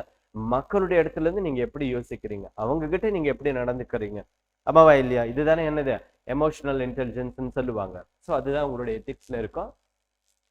ஸோ இது எல்லாமே வந்து எத்திக்ஸ் அண்ட் ஆப்டிடியூட். எத்திக்ஸ்க்கு மெட்டீரியல் இருக்கு, உங்களுக்கு கம்ப்ளீட்டா ரன்னிங் நோட்ஸும் கொடுப்பாங்க, புரிஞ்சது. உங்களுக்கு கம்ப்ளீட்டா A to Z ரன்னிங் நோட்ஸும் கொடுப்பாங்க, பிளஸ் உங்களுக்கு நோட்ஸும் கொடுப்பாங்க, பிளஸ் ரெஃபரன்ஸ் புக்கும் இருக்கு. ஏன்னா எத்திக்ஸ்ன்றது ஒரு வைடான டாபிக். ஸோ அதை வந்து ஒரு நேரவாக கொடுக்க முடியாது. ஸோ கொடுக்குற ரன்னிங் நோட்ஸை தரவு பண்ணிடணும். ப்ளஸ் ஏதோ ஒரு சோர்ஸ் எக்ஸ்ட்ரா நம்ம ஃபாலோ பண்ணணும், அவ்வளோதான். கரண்ட்ல எக்ஸாம்பிள்ஸ் எல்லாம் கொடுக்குற மாதிரி வச்சிருக்கணும். கரண்ட்ல எக்ஸாம்பிள்ஸ் கொடுக்குற மாதிரி. அது வந்து அதுலேயே வந்து எம்பத்தி, சிம்பத்தி உங்களுக்கு எல்லாம் கேள்விப்பட்டிருப்பீங்க. டாலரன்ஸு லைக் இதே தான். அப்புறம் எமோஷனல் இன்டெலிஜென்ஸ் கான்செப்ட் வருது. அப்புறம் ஃபிலாசபர்ஸ், அவங்களுடைய கான்ட்ரிபியூஷன்ஸ், பெரிய பெரிய ஃபிலாசபர்ஸ் எல்லாம் இருக்காங்க, திங்கர்ஸ் எல்லாம் இருக்காங்க. ஓகே, அந்த திங்கர்ஸோட கான்ட்ரிபியூஷன்ஸ் எல்லாமே நம்ம ரீட் பண்ணோம். அதே மாதிரி civil service values and ethics. இந்த எத்திக்ஸ் இது எல்லாமே எத்திக்ஸ் தான், concept of public service. So எத்திக்ஸை பொறுத்தவரையிலுமே என்ன அப்படின்னா A to Z எத்திக்ஸை நம்ம கம்ப்ளீட்டாக நீங்கள் ரீட் பண்ணணும். ஓகே, இது ஒரு தனியாக ஒரு டாப்பிக்கை உங்களுக்கு கம்ப்ளீட்டாக உங்களுக்கு ரன்னிங் நோட்ஸ் கொடுப்பாங்க எத்திக்ஸுக்கு. நீங்கள் அதை வந்து வரி பண்ண வேண்டிய அவசியமே இருக்காது. எத்திக்ஸ் மட்டும் டீட்டெயில் கிளாஸ் இருக்கும் உங்களுக்கு. ஓகே, ஸோ அப்போது இந்த மெயின் எக்ஸாமினேஷன் அப்படின்றது நம்ம எப்படி ப்ரிப்பேர் பண்ணோம், ப்ரிலிமினரி எக்ஸாமினேஷனை நம்ம எப்படி ப்ரிப்பேர் பண்ணணும் அப்படின்னா, ஃபர்ஸ்ட் வந்து ப்ரிலிமினரி எக்ஸாமினேஷனை சொல்கிறேன், அதுக்கப்புறம் மெயின் எக்ஸாமினேஷன் பற்றி சொல்கிறேன். ப்ரிலிமினரி எக்ஸாமினேஷனை பொறுத்தவரையிலுமே நிறைய பேர் வந்து அன்னெசரியாக வந்து என்ன பண்ணுறாங்க, first attempt, second attempt, third attempt, fourth அட்டெம்ப்ட்னு போய்கிட்டே இருப்பாங்க.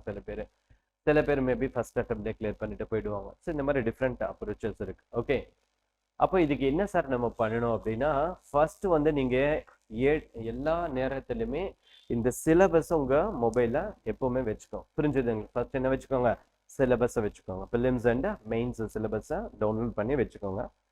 அப்புறம் இந்த சிலபஸை கோ த்ரூ பண்ணிக்கிட்டே இருக்கு. ஒவ்வொரு தடவை திருப்பி பாருங்க. கம்ப்ளீட்டாக சிலபஸை ஒரு 10 தடவையாவது நீங்கள் என்ன பண்ணணும், பார்க்கணும் ஃபர்ஸ்ட். அப்போ வந்து சிலபஸ் உங்களுக்கு என்ன ஆகிடும், உள்ள கம்ப்ளீட்டாக உங்களுக்கு மெமரைஸ் ஆகிடும். ஓகே, இதுதான் சிலபஸ் அப்படின்றது ஒரு ஃபைண்ட் அவுட் ஆகிடும்.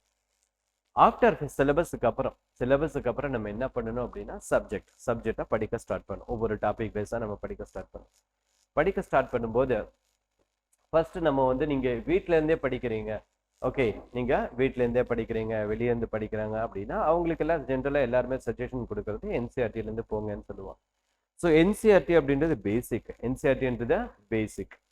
அந்த என்சிஆர்டியில் நம்ம என்ன பார்க்கணும் அப்படின்னா, மெயினாக நான் சஜஷன் பண்ணுறது என்சிஆர்டியில் என்ன மெயினாக பார்க்கணும்னா, இன்கேஸ் நீங்கள் டைம் இருக்குது, பாசிபிலிட்டி இருக்குது அப்படின்னா 6th-லேருந்து 10th வரைக்கும் இருக்கக்கூடிய சோஷியல் சயின்ஸ் பார்ட். என்ன பார்ட்டு, சோஷியல் சயின்ஸ் பார்ட். 6th-லேருந்து 10th வரைக்கும் இருக்கக்கூடிய social science part. And 11th-12th மெயினாக ஜியாகிரபி, ஹிஸ்ட்ரி. மெயினாக என்னது, ஜியாகிரபி, ஹிஸ்ட்ரி பார்க்கணும். அதுக்கப்புறம் கல்ச்சர் கொஞ்சம் பார்க்கலாம். என்விரான்மெண்ட் இருக்கு கொஞ்சம் பார்க்கலாம். எக்கானமி பார்க்கலாம். பட் எக்கானமி நீங்கள் பார்க்கலைன்னாலும் பிரச்சனை இல்லை. ஓகே, கல்ச்சர் வேணும்னா லைட்டாக கூட பார்த்துக்கலாம். ஓகே, மற்ற டாபிக் எல்லாம் நீங்கள் என்சிஆர்டி பார்க்கலைன்னாலும் எந்த இஷ்யூமே கிடையாது. புரிஞ்சுதுங்களா? அப்போ என்சிஆர்டி நீங்கள் வைடாக என்சிஆர்டிலேயே இருக்கணுமா அப்படின்னா கிடையவே கிடையாது. ஓகே, ஏன்னா இன்னைக்கு இருக்கக்கூடிய பேட்டர்ன் ஆஃப் எக்ஸாமினேஷன்ல கொஸ்டின்ஸ் எல்லாம் வந்து ரொம்ப அட்வான்ஸ்டாக கேட்க ஆரம்பிச்சிட்டாங்க. ஏன்னா என்சிஆர்டி எல்லாருமே என்சிஆர்டி படிச்சிருப்பாங்கன்றது யூபிஎஸ்சிக்கு நல்லா தெரியும். அப்போ அவன் என்சிஆர்டிலே கேட்டுட்டு இருப்பானா, நீங்களே சொல்லுங்க பார்ப்போம். கிடையாது. புரிஞ்சுதா? இப்போ நீங்கள் லாஸ்ட் 10 இயர் கொஸ்டின்ஸ் எடுத்து பார்த்தீங்கன்னாலும் என்சிஆர்டியில் ஒரு பேசிக்காக ஒரு 10 கொஸ்டின் நீங்கள் பார்க்க முடியும். ஆனால் அதே 10 கொஸ்டின் எல்லா சோர்ஸ் புக்லேயும் இருக்கு. அதே 10 கொஸ்டின் எங்கே இருக்கும், எல்லா சோர்ஸ் புக்லேயும் இருக்கு. அப்போ இன்னைக்கு இருக்கக்கூடிய டாப்பர்ஸ் வந்து பொதுவாக சில புக்கை ரெஃபர் பண்ணுவோம். என்ன புக்கை ரெஃபர் பண்ணுவாங்கன்ற லிஸ்ட்டை நீங்கள் எடுக்கிறீங்க. ஸோ அதை பேஸ் பண்ணி எடுத்தது தான் இந்த புக் எல்லாமே. புரிஞ்சதுங்களா? ஸோ பார்த்தீங்க அப்படின்னா, ஸோ மாடர்ன் இந்தியான்னா வந்து ஒன்று ஸ்பெக்ட்ரம், இல்லைன்னா பிபின் சந்திரா. இதுதான் வந்து பேசிக்காக சொல்லுவாங்க எல்லாருமே. ஸ்பெக்ட்ரத்தில் என்ன ஒரு அட்வான்டேஜ் அப்படின்னா, உங்களுக்கு ஓவராலாக இது ஒரு கைட் மாதிரி உங்களுக்கு எல்லாத்தையுமே கவர் பண்ணி கொடுத்துருக்காங்க. ஓகே, ஸோ பட் பிபின் சந்திராவில் பார்த்தீங்கன்னா உங்களுக்கு 1885க்கு முன்னாடி இருக்கிற இஷ்யூ எல்லாம் இல்லை. ஓகே, பட் அதுக்கு பின்னாடி இருக்கக்கூடிய இஷ்யூஸ் தான் இருக்கு பிபின் சந்திராவில். பட் ஸ்பெக்ட்ரத்தில் உங்களுக்கு கம்ப்ளீட்டாக A to Z இருக்கு. ஸோ அதை வச்சு உங்களால் 90% கொஸ்டின்ஸ் உங்களால் சால்வ் பண்ணிட முடியும். அதே மாதிரி பாலிட்டி சொல்ல வேண்டிய அவசியமே இல்லை. A to Z வந்து லக்ஷ்மிகாந்த், அதாவது டாப்பர்ஸ் எல்லாமே சொல்லக்கூடிய ஒரு விஷயத்தை நீங்கள் நல்லா லிசன் பண்ணிக்கணும். அவங்க என்ன சொல்லுவாங்க அப்படின்னா, உங்க புக்கை நீங்க லிமிட்டடா வச்சுக்கோங்க. உங்க புக்கை எப்படி வச்சுக்கோங்க, limited source book. Okay, limited source book இருக்கணும். நம்பர் ஆஃப் ரிவிஷன் அதிகமா இருக்கணும் அப்படின்னு சொல்லுவாங்க. Number of revision. For example, Laxmikanth பாலிட்டிக்கு நிறைய புக் இருக்கு. பக்ஷி இருக்கு, அப்புறம் டிடி பாசு இருக்கு, என்ன இருக்கு, டிடி பாசு இருக்கு. இந்த மாதிரி நிறைய புக் இருக்கு. ஆனா நீங்க அவ்வளோ புக்கையும் போக வேண்டிய அவசியமே இல்லை. என்ன பார்க்கலாம், லக்ஷ்மிகாந்த் அப்படின்றத பாக்குறீங்க அப்படின்னா, லக்ஷ்மிகாந்த்ல A to Z நீங்க தரோவா இருக்கணும் யூபிஎஸ்சி உடைய பாயிண்ட் ஆஃப் வியூல. புரிஞ்சுதுங்களா? A to Z தரோவா இருக்கணும். ஒரு last 10 year questions for example இப்போ லக்ஷ்மிகாந்த் நீங்க முடிக்கிறேன் அப்படின்னா நீங்க முடிச்ச உடனே பண்ண வேண்டிய அடுத்த வேலை என்ன அப்படின்னா லாஸ்ட் 10 இயர்ஸ்ல மினிமம் 10 இயர்ஸ் மேக்ஸிமம் அதிகமாக இருந்தாலும் ஓகே தான். அப்போ அந்த 10 இயர்ஸ்ல எப்படி இது வரைக்கும் கொஸ்டின்ஸ் வந்திருக்குன்றத நீங்க பார்க்கணும். அதுல லக்ஷ்மிகாந்த்ல எப்படியெல்லாம் வந்திருக்குன்றதையும் நீங்க பார்க்கணும். அப்புறம் லக்ஷ்மிகாந்த்ல வராம ஒரு 10 கொஸ்டின் இருக்குன்னா அந்த 10 கொஸ்டினுக்கு என்ன பண்றது, என்ன ஆச்சு அப்படின்றத பார்க்கணும். அப்ப அந்த 10 கொஸ்டின் எங்க இருந்து வந்திருக்கு அப்படின்றது பாத்தீங்கன்னா கம்ப்ளீட்டா கரண்ட் அஃபேர்ஸ்ல இருந்து வந்திருக்கு. எங்க இருந்து வந்திருக்கா? கரண்ட் அஃபேர்ஸ்ல இருந்து தான் வந்திருக்கு. அப்ப அந்த 10 கொஸ்டினுக்காக இன்னொரு பெரிய புக்கு போக வேண்டிய அவசியம் கிடையாது. இங்க போனாலும் இருக்காது. ஏன்னா அது கரண்ட்ல வந்திருக்கு. எங்க வந்திருக்க? கரண்ட் அஃபேர்ஸ்ல தான் வந்திருக்கு. புரியுதா உங்களுக்கு என்ன சொல்றேன்ட்டு? அப்போ ஈவன் மாடர்ன் இந்தியா ஸ்பெக்ட்ரத்துல கூட நீங்க பாத்தீங்கன்னா நான் லாஸ்ட் 10 இயர் கொஸ்டின்ஸை பார்த்தேன். அதுலயுமே ஒரு 10 கொஸ்டின் வந்து ஸ்பெக்ட்ரத்துல இல்ல. அந்த 10 கொஸ்டின் எங்க இருக்கு அப்படின்னு பார்த்தா எல்லாமே கரண்ட்ல வந்திருக்கு. எங்க வந்திருக்க? கரண்ட்ல வந்திருக்கு. ருக்மா பாய் அது கரண்ட் அஃபேர்ஸ் டைம்ஸ் ஆஃப் இந்தியாவில் வந்திருக்கு. அதே மாதிரி இன்னொரு 10 கொஸ்டின்ஸ் புரிஞ்சுதுங்களா? எல்லாமே எங்க வந்திருக்க? கரண்ட் அஃபேர்ஸ்ல வந்திருக்கு. அப்போ நீங்க ஹிஸ்டரினாலும் ஜியாகிரபினாலும் பாலிட்டினாலும் எக்கானமினாலும் கன்வென்ஷனை முடிக்கணும். அது ரிலேட்டடா கரண்ட் அஃபேர்ஸ்ல நம்ம முடிச்சு வச்சிருக்கணும். எங்க முடிச்சு வச்சிருக்கணும்? கரண்ட் அஃபேர்ஸ் முடிச்சு வச்சிருக்கணும். அப்போ என்ன பண்ணணும்னா சிலபஸ் ஃபர்ஸ்ட் கவரா இருக்கணும். ரெண்டாவது பேசிக் என்சிஆர்டி கவர் பண்ணணும். மூணாவது ரெஃபரன்ஸ் புக். இங்க என்ன ரெஃபரன்ஸ் புக் உங்களுக்கு சொல்றோமோ அந்த ரெஃபரன்ஸ் புக்கு தரோவா இருக்கணும். நாலாவது என்ன விஷயம் அப்படின்னா ப்ரீவியஸ் இயர் கொஸ்டின்ஸ். என்ன questions? Previous year questions. Last 10 year previous year கொஸ்டினை தரோவா வச்சிருக்கணும். எப்படி நீங்க வந்து சிலபஸை தரோவா வச்சிருப்பீங்களோ அதே மாதிரி லாஸ்ட் 10 இயர் ப்ரீவியஸ் இயர் கொஸ்டினை தரோவா வச்சிருக்கணும். இட் மீன்ஸ் நீ எடுத்த எடுப்புல கொஸ்டின் போனா புரியாது. சப்ஜெக்டை முடிக்கிறீங்க, கொஸ்டினுக்கு போறீங்க. சப்ஜெக்டா முடிக்கிறீங்க, கொஸ்டினுக்கு போறீங்க. புரிஞ்சுதுங்களா? கொஸ்டினுக்கு போயிட்டு அந்த கொஸ்டினை ஒரு தடவைக்கு 4 தடவை பாக்குறீங்க. எகெயின் சப்ஜெக்டை ரிவிஷன் பண்றீங்க. அப்போ அந்த கொஸ்டின் பாயிண்ட் ஆஃப் வியூல சப்ஜெக்ட் என்ன பண்ணணும்? நீங்க ரிவிஷன் பண்ணணும். ஃபர்ஸ்ட் நீங்க புக்கை படிக்கும்போது எப்படி படிச்சிருப்பீங்க? ஓவரலா எல்லாத்தையுமே படிச்சிருப்பீங்க. செகண்ட் டைம் தேர்ட் டைம் போகும்போது எப்படி போகும்?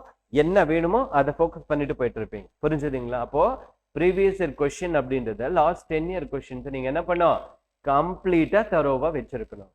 அந்த ஃபார் எக்ஸாம்பிள் இப்ப லக்ஷ்மிகாந்த் முடிச்சுட்டு ப்ரீவியஸ் இயர் கொஸ்டினை பார்த்துட்டு எகெயின் லக்ஷ்மிகாந்த்ல நீங்க ரிவிஷன் பண்ணும். அப்ப எப்படி ரிவிஷன் பண்ணும்னா அந்த லாஸ்ட் 10 இயர் கொஸ்டின்ஸ் எப்படி கேட்டிருக்காங்க அந்த அந்த கொஸ்டின் பாயிண்ட் ஆஃப் வியூல லக்ஷ்மிகாந்த்ல நீங்களா ரீட் பண்ணணும். ஒவ்வொரு இடத்துல ரீட் பண்ணும்போது உங்களுக்கு நீங்களே ஃப்ரேம் பண்ணிக்கலாம் கொஸ்டின்ஸ். ஓகே இது கேட்கலாம், இது கேட்கலாம், இது கேட்கலான்ற ஐடென்டிஃபையும் வந்துடும் உங்களுக்கு. அப்ப அந்த ஓரியன்டேஷன் உங்களுக்கு எப்படி கரெக்டா போயிடும். என்ன போயிடுங்க? கரெக்டா.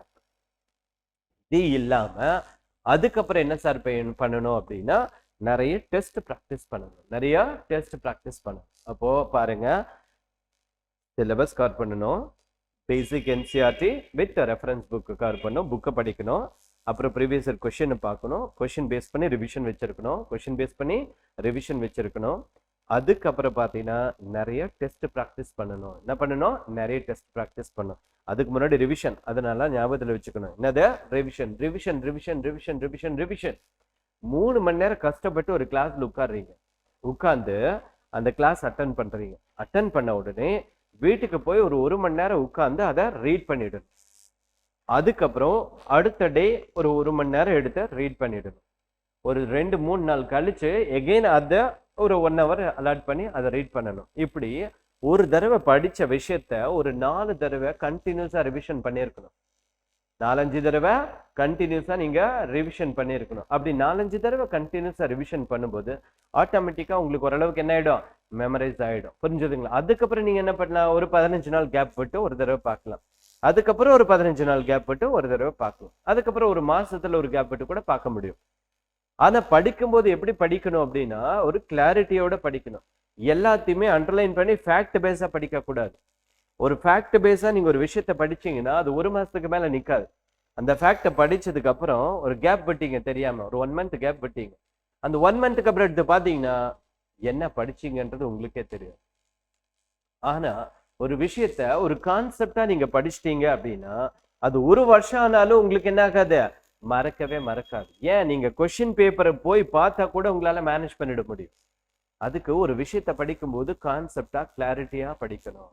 ஒரு விஷயத்த ஃபேக்டா படிச்சுட்டு போகக்கூடாதுன்றதை நீங்க மனசுல வச்சுக்கணும்.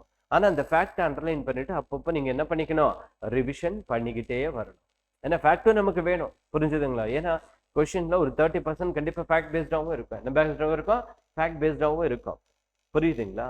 அப்போ ஃபேக்டும் தெரிஞ்சிருக்கணும், கன்வென்ஷனும் தெரிஞ்சிருக்கணும். புரிஞ்சுதுங்களா? போய் பாருங்க. புரிஞ்சுதா? புரியுதா புரியலையா? அப்போ இந்த ரெண்டு விஷயங்களை நீங்க தெளிவா வச்சிருக்கணும். என்னெல்லாம் பண்ணணும்னு சொன்னேன்? ஃபர்ஸ்ட் சிலபஸ் முடிக்கணும். என்ன முடிக்கணும்? ரெண்டாவது என்ன பண்ணும்? பேசிக் என்சிஆர்டி வித் ரெஃபரன்ஸ் புக் முடிக்கணும். மூணாவது என்ன பண்ணும்? ப்ரீவியஸ் இயர் கொஸ்டின் பார்க்கணும். என்ன பார்க்கணும்? ப்ரீவியஸ் இயர் கொஸ்டினை தரோவா பார்க்கணும். அண்ட் ப்ரீவியஸ் இயர் கொஸ்டினை பார்த்துட்டு என்ன பண்ணும்? ரிவிஷன் பண்ணும். என்ன பண்ணும்? ரிவிஷன் ரிவிஷன் ரிவிஷன் ரிவிஷன் பண்ணிக்கிட்டே இருக்கணும். அப்புறம் என்ன பண்ணும்? நிறைய டெஸ்ட் ப்ராக்டிஸ் பண்ணணும். என்ன பண்ணும்? நிறைய டெஸ்ட் ப்ராக்டிஸ் பண்ணும். அந்த டெஸ்ட் ப்ராக்டிஸ் எதுக்கு சார் அப்படின்னா, அந்த 2 ஹவர்ஸுக்குள்ள, எந்த ஹவர்ஸ்க்குள்ள? 2 ஹவர்ஸ்க்குள்ள உங்களால கொஸ்டின் என்ன பண்ண முடியும்? மேனேஜ் பண்ணி உங்களால சரி பண்ண முடியும். ஏன்னா பேட்டர்ன் ஆஃப் கொஸ்டின்ஸ் எப்படி கேட்கறாங்கன்றதை நீங்க புரிஞ்சுக்கணும். கிளாஸ்ல வரும்போது தான் தெரியாத ஒரு கொஸ்டின் வந்தாலும் எப்படி அப்ரோச் பண்ணுன்ற ஐடியா உங்களுக்கு கிளாஸ் ரூம்ல தான் கிடைக்கும்.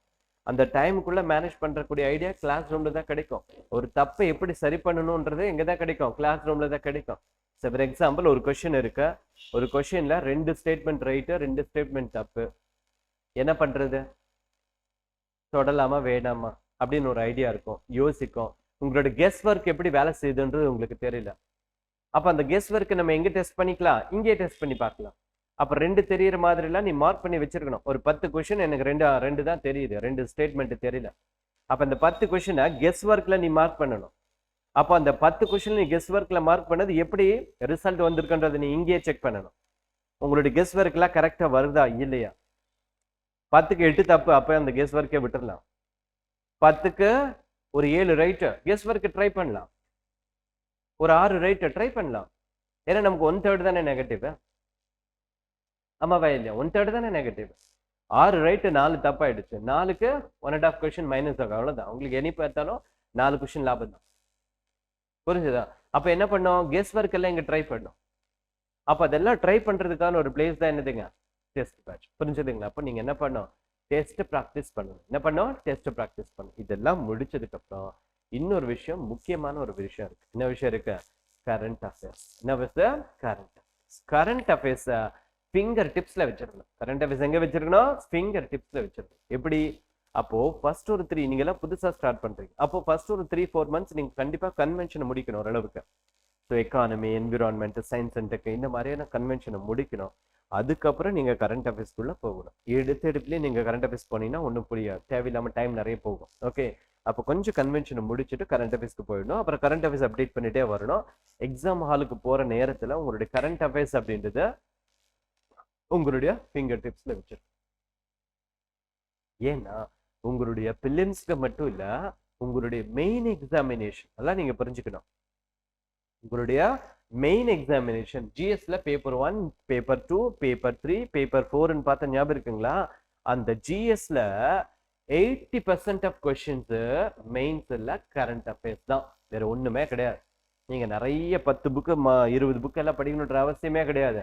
மந்த்லி 2 கரண்ட் அஃபேர்ஸ் மேகசைனை ஃபாலோ பண்ணிட்டு வந்தாலே போதும். மந்த்லி நீங்க ஹிந்து நியூஸ் பேப்பர் படிக்கிறீங்க, ஒரு மேகசைன் படிக்கிறீங்க, இல்ல 2 மேகசைன் படிக்கிறீங்க. புரிஞ்சுதுங்களா? இதோட இந்த ஒர்க்கு ஏதோ ஒண்ணு போய்கிட்டே இருக்கணும். இப்போ கரண்ட் அஃபேர்ஸ்ல நீங்க ஸ்ட்ராங்கா இருந்தீங்கன்னா மெயின்ஸ்ன்றது உங்களோட ஃபிங்கர் டிப்ஸ்ல இருக்கு. நீங்க எப்படி கேட்டாலும் உங்களால எழுத முடியும்.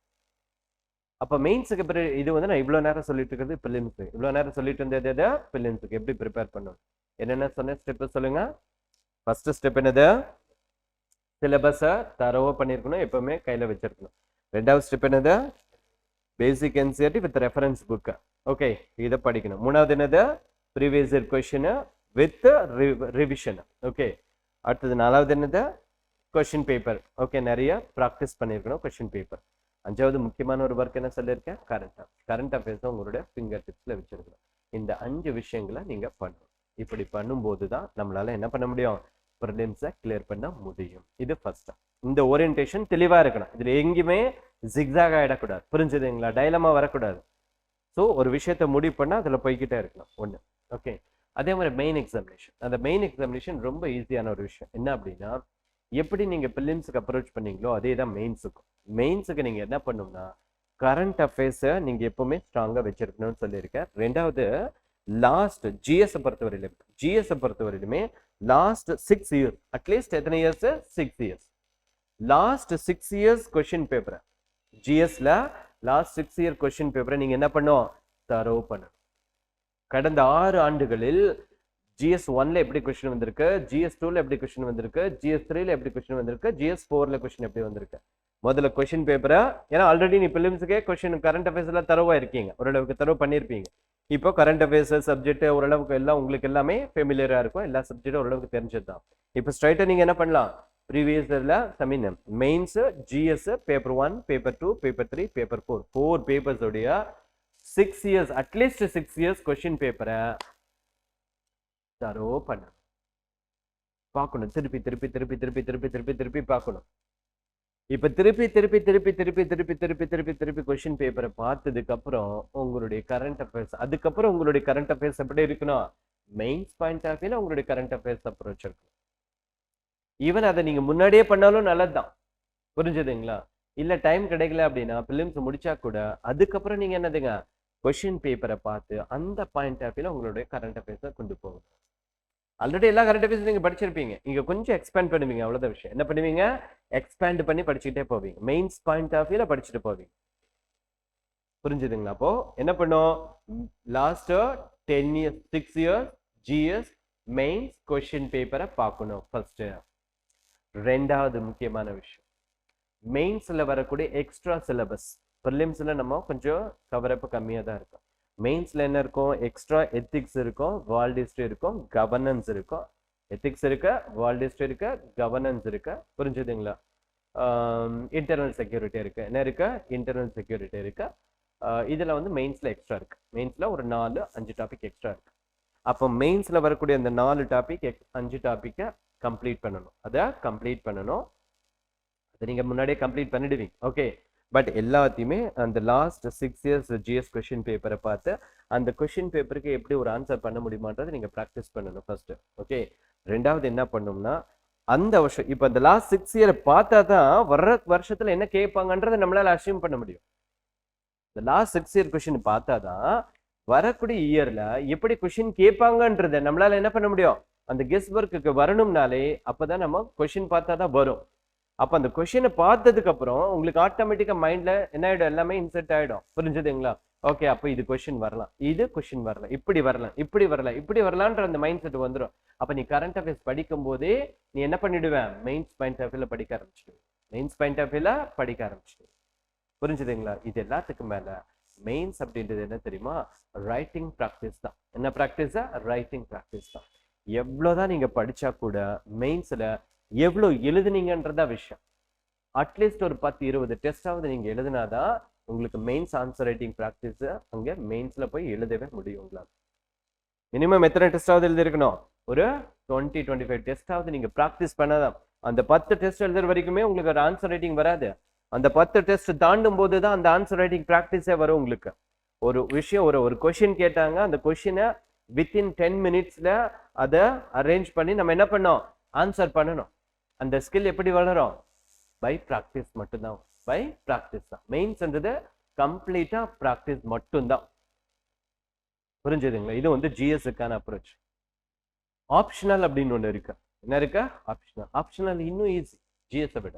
நீங்க whatever ஆப்ஷனல், நீங்க என்ன ஆப்ஷனல் வேணா எடுக்கலாம். ஆனா அந்த ஆப்ஷனல் பேப்பர் என்ன பண்ணு தெரியுமா, ஆப்ஷனலோட லாஸ்ட் 10 இயர் கொஸ்டின் பேப்பரை பார்க்கலாம். ஆப்ஷனலோட last 10 year. For example geography இருக்கு, இல்லை ஃபார் எக்ஸாம்பிள் ஹிஸ்டரி இருக்கு அப்படின்னு வச்சுக்கோங்களேன். சிம்பிள். எப்படிங்க, லாஸ்ட் 10 இயர் கொஸ்டின் பேப்பரை பார்த்து ஜியோகிராஃபி ஹிஸ்டரினா 15 இயர்ஸே பார்க்கலாம், தப்பு கிடையாது.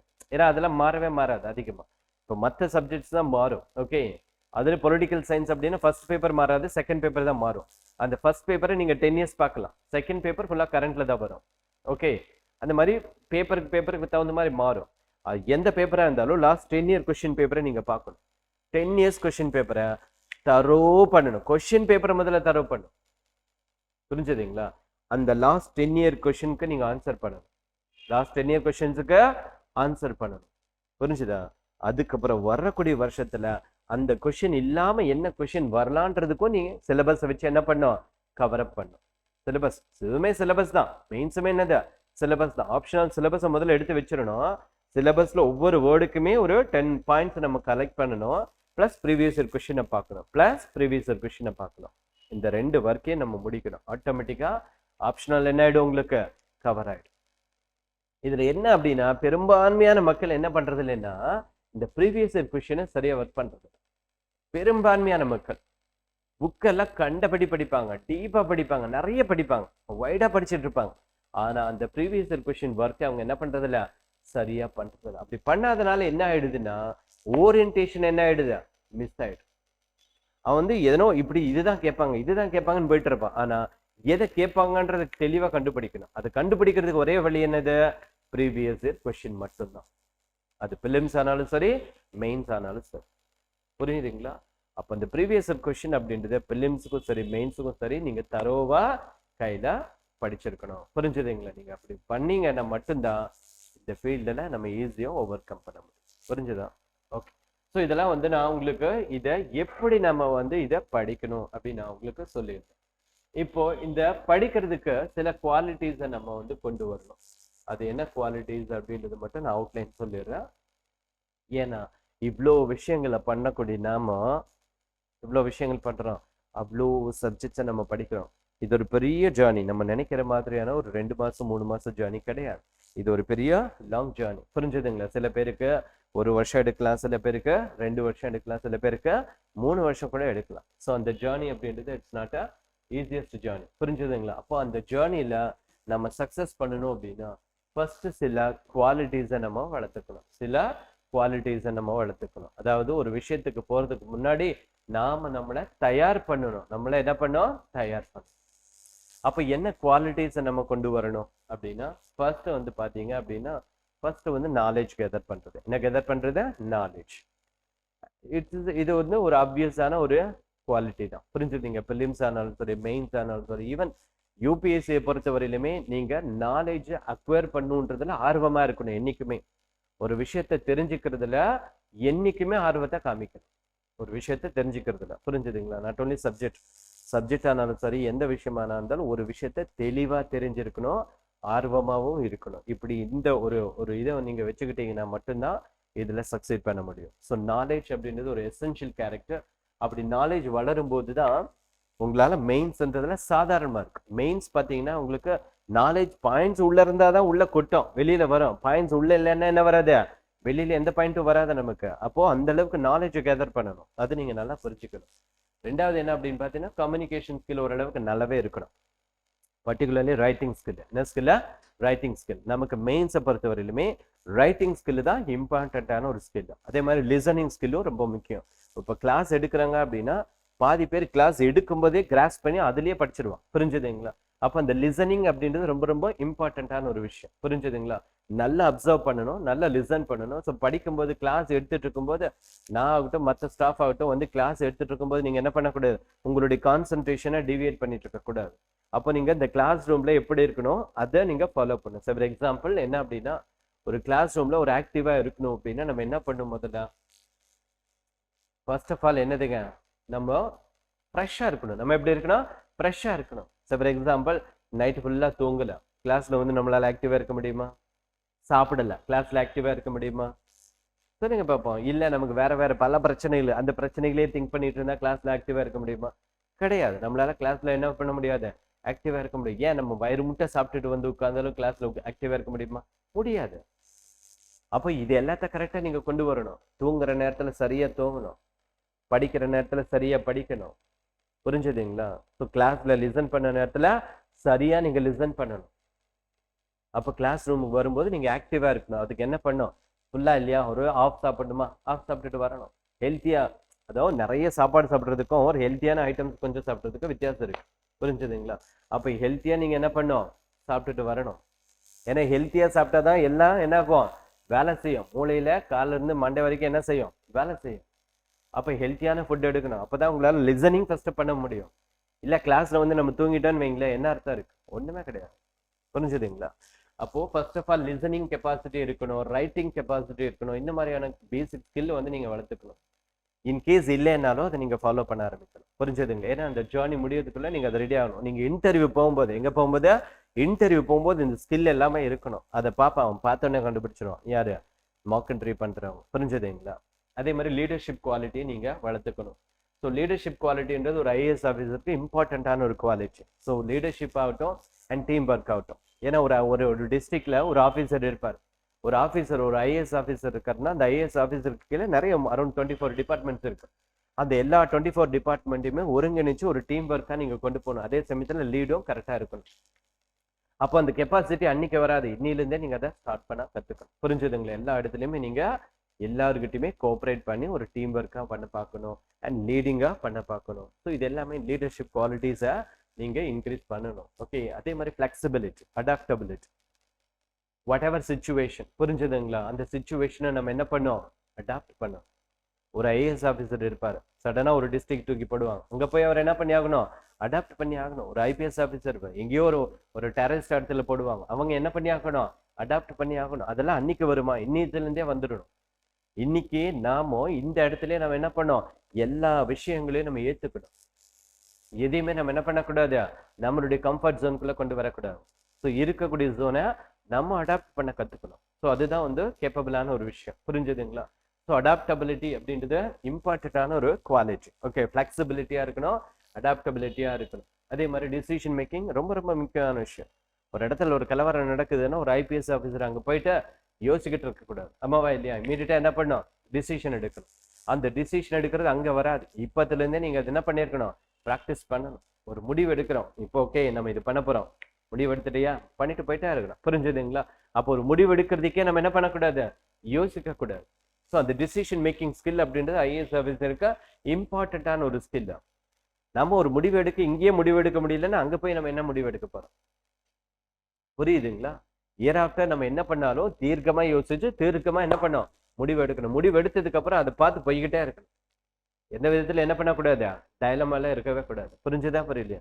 அப்போ இந்த டிசிஷன் மேக்கிங் ஸ்கில் அப்படின்றது ரொம்ப இம்பார்ட்டன்ட். அதே மாதிரி கான்ஃபிடென்ஸ், ஃபைனலா நீங்க அச்சீவ் பண்ற வரைக்கும் அந்த கான்ஃபிடன்ஸ் இருந்துகிட்டே இருக்கணும் உங்களுக்கு. ஒவ்வொரு நாளுமே கான்ஃபிடன்ஸ். அதான் சொல்லுவாங்க இல்லையா, நீங்க ஃபர்ஸ்ட் டே என்ன உங்ககிட்ட என்ன ஒரு ஃபயர் இருந்ததோ அதான் அந்த லாஸ்ட் டே கிட்டே இருக்கணும். அந்த ஃபயர் மேபி அது 6 மந்த்தா இருக்கலாம், 1 இயரா இருக்கலாம், 2 இயரா இருக்கலாம்.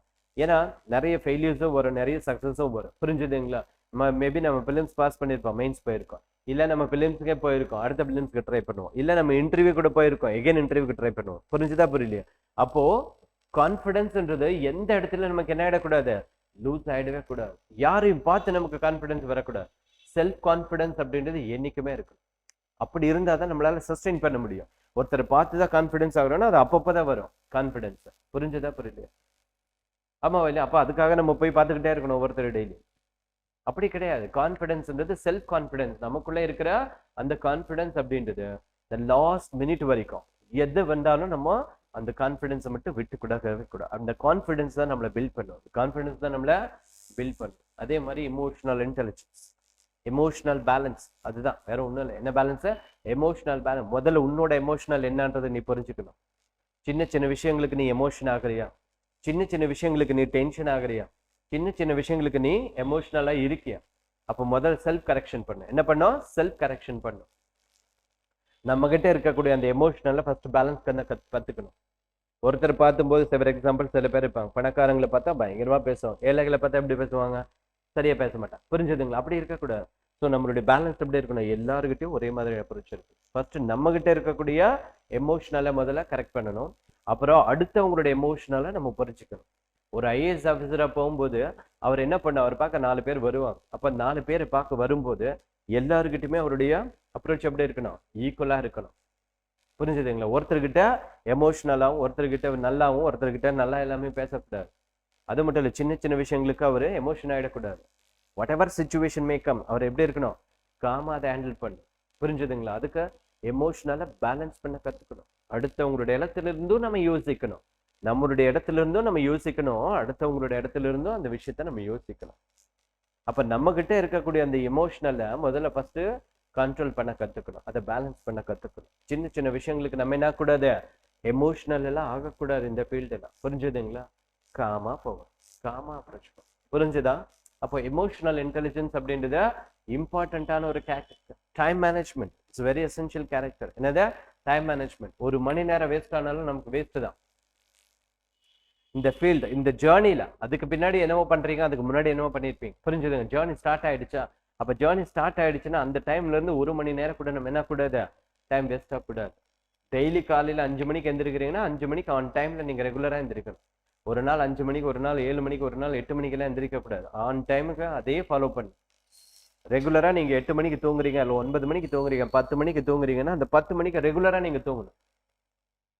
ஒரு நாள் 8 மணிக்கு தூங்குறது, ஒரு நாள் 10 மணிக்கு தூங்கக்கூடாது. ஏன்னா உங்களோட பாடி என்ன ஆகாது, அடாப்ட் ஆகாது. புரிஞ்சது? ஆன் டைம்ல நீங்க தூங்கிட்டு வரும்போது ஒரே நேரத்துல ஃபாலோ பண்ணீங்கன்னா உங்களுடைய பாடி சர்க்குலேஷன் ஆகட்டும், ஹெல்த்தும் என்ன ஆகாது, டேமேஜ் ஆகாம இருக்கும். புரிஞ்சுதா? அது மட்டும் இல்ல, டைம் அப்படின்றது நீங்க என்ன கூட விலை கொடுத்து வாங்கிடலாம், ஆனா டைம் என்ன பண்ண முடியாது, வாங்க முடியாது. அதனால உங்களோட ப்ரெஷியஸ் டைமை சரியா மேனேஜ் பண்ணணும். எதுக்கு சொல்ல வரேன் அப்படின்னா, நீங்க ஒரு நாள் 8 மணி வரைக்கும் படிக்கிறீங்க, ஒரு நாள் 1 மணி வரைக்கும் படிச்சுட்டு இருப்பீங்க, இல்லைன்னு சொல்லு. ஆனா மறுநாள் வந்து கிளாஸ் ஃபுல்லா என்ன ஆயிடும், வீணா போயிடும். புரிஞ்சுதா புரியலையா? இப்போ தேவையில்லாம நம்ம டைம் ஸ்பெண்ட் பண்றோம். அப்போ எந்த வேலை செஞ்சாலும் அதுல கான்சென்ட்ரேட்டோட வேலை செய்யணும். அப்ப நீங்க தூங்குறீங்கன்னா நல்லா தூங்கணும், படிக்கிறீங்கன்னா நல்லா படிக்கணும், லிசன் பண்ற நேரத்துல நல்லா லிசன் பண்ணணும். அப்போ எல்லாத்தையும் நீங்க டைம் மேனேஜ்மெண்ட் கரெக்டா இருக்கணும். 10 மணிக்கு கிளாஸ்ன்னா ஒரு 5 மினிட்ஸ் முன்னாடி என்னைக்குமே இருக்க கத்துக்கணும். ஒரு கலெக்டர் வருவார், கலெக்டர் வந்து ஒரு இடத்துல மீட்டிங் போறாரு அப்படின்னா மீட்டிங்க்கு 10 மணினா 11 மணிக்கு போனா சரியா இருக்குமா? கிடையாது. ஆன் டைமுக்கு அவர் போனா தானே மற்ற ஆபீசர்ஸ் எல்லாம் வருவாங்க. ஆமாவா இல்லையா? அப்ப அந்த பஞ்சுவாலிட்டி அங்க இல்ல, இன்னிலிருந்து அது நம்ம கிட்ட இருந்து வரணும். நம்ம சர்வீஸ் வாங்க போறோம். புரிஞ்சுதுங்களா? அப்ப அந்த டைம் மேனேஜ்மெண்ட் ரொம்ப முக்கியம். Work, hard work and smart work. Hard work and smart work. Hard ஒர்க்னு என்ன, ஸ்மார்ட் ஒர்க்னு என்ன?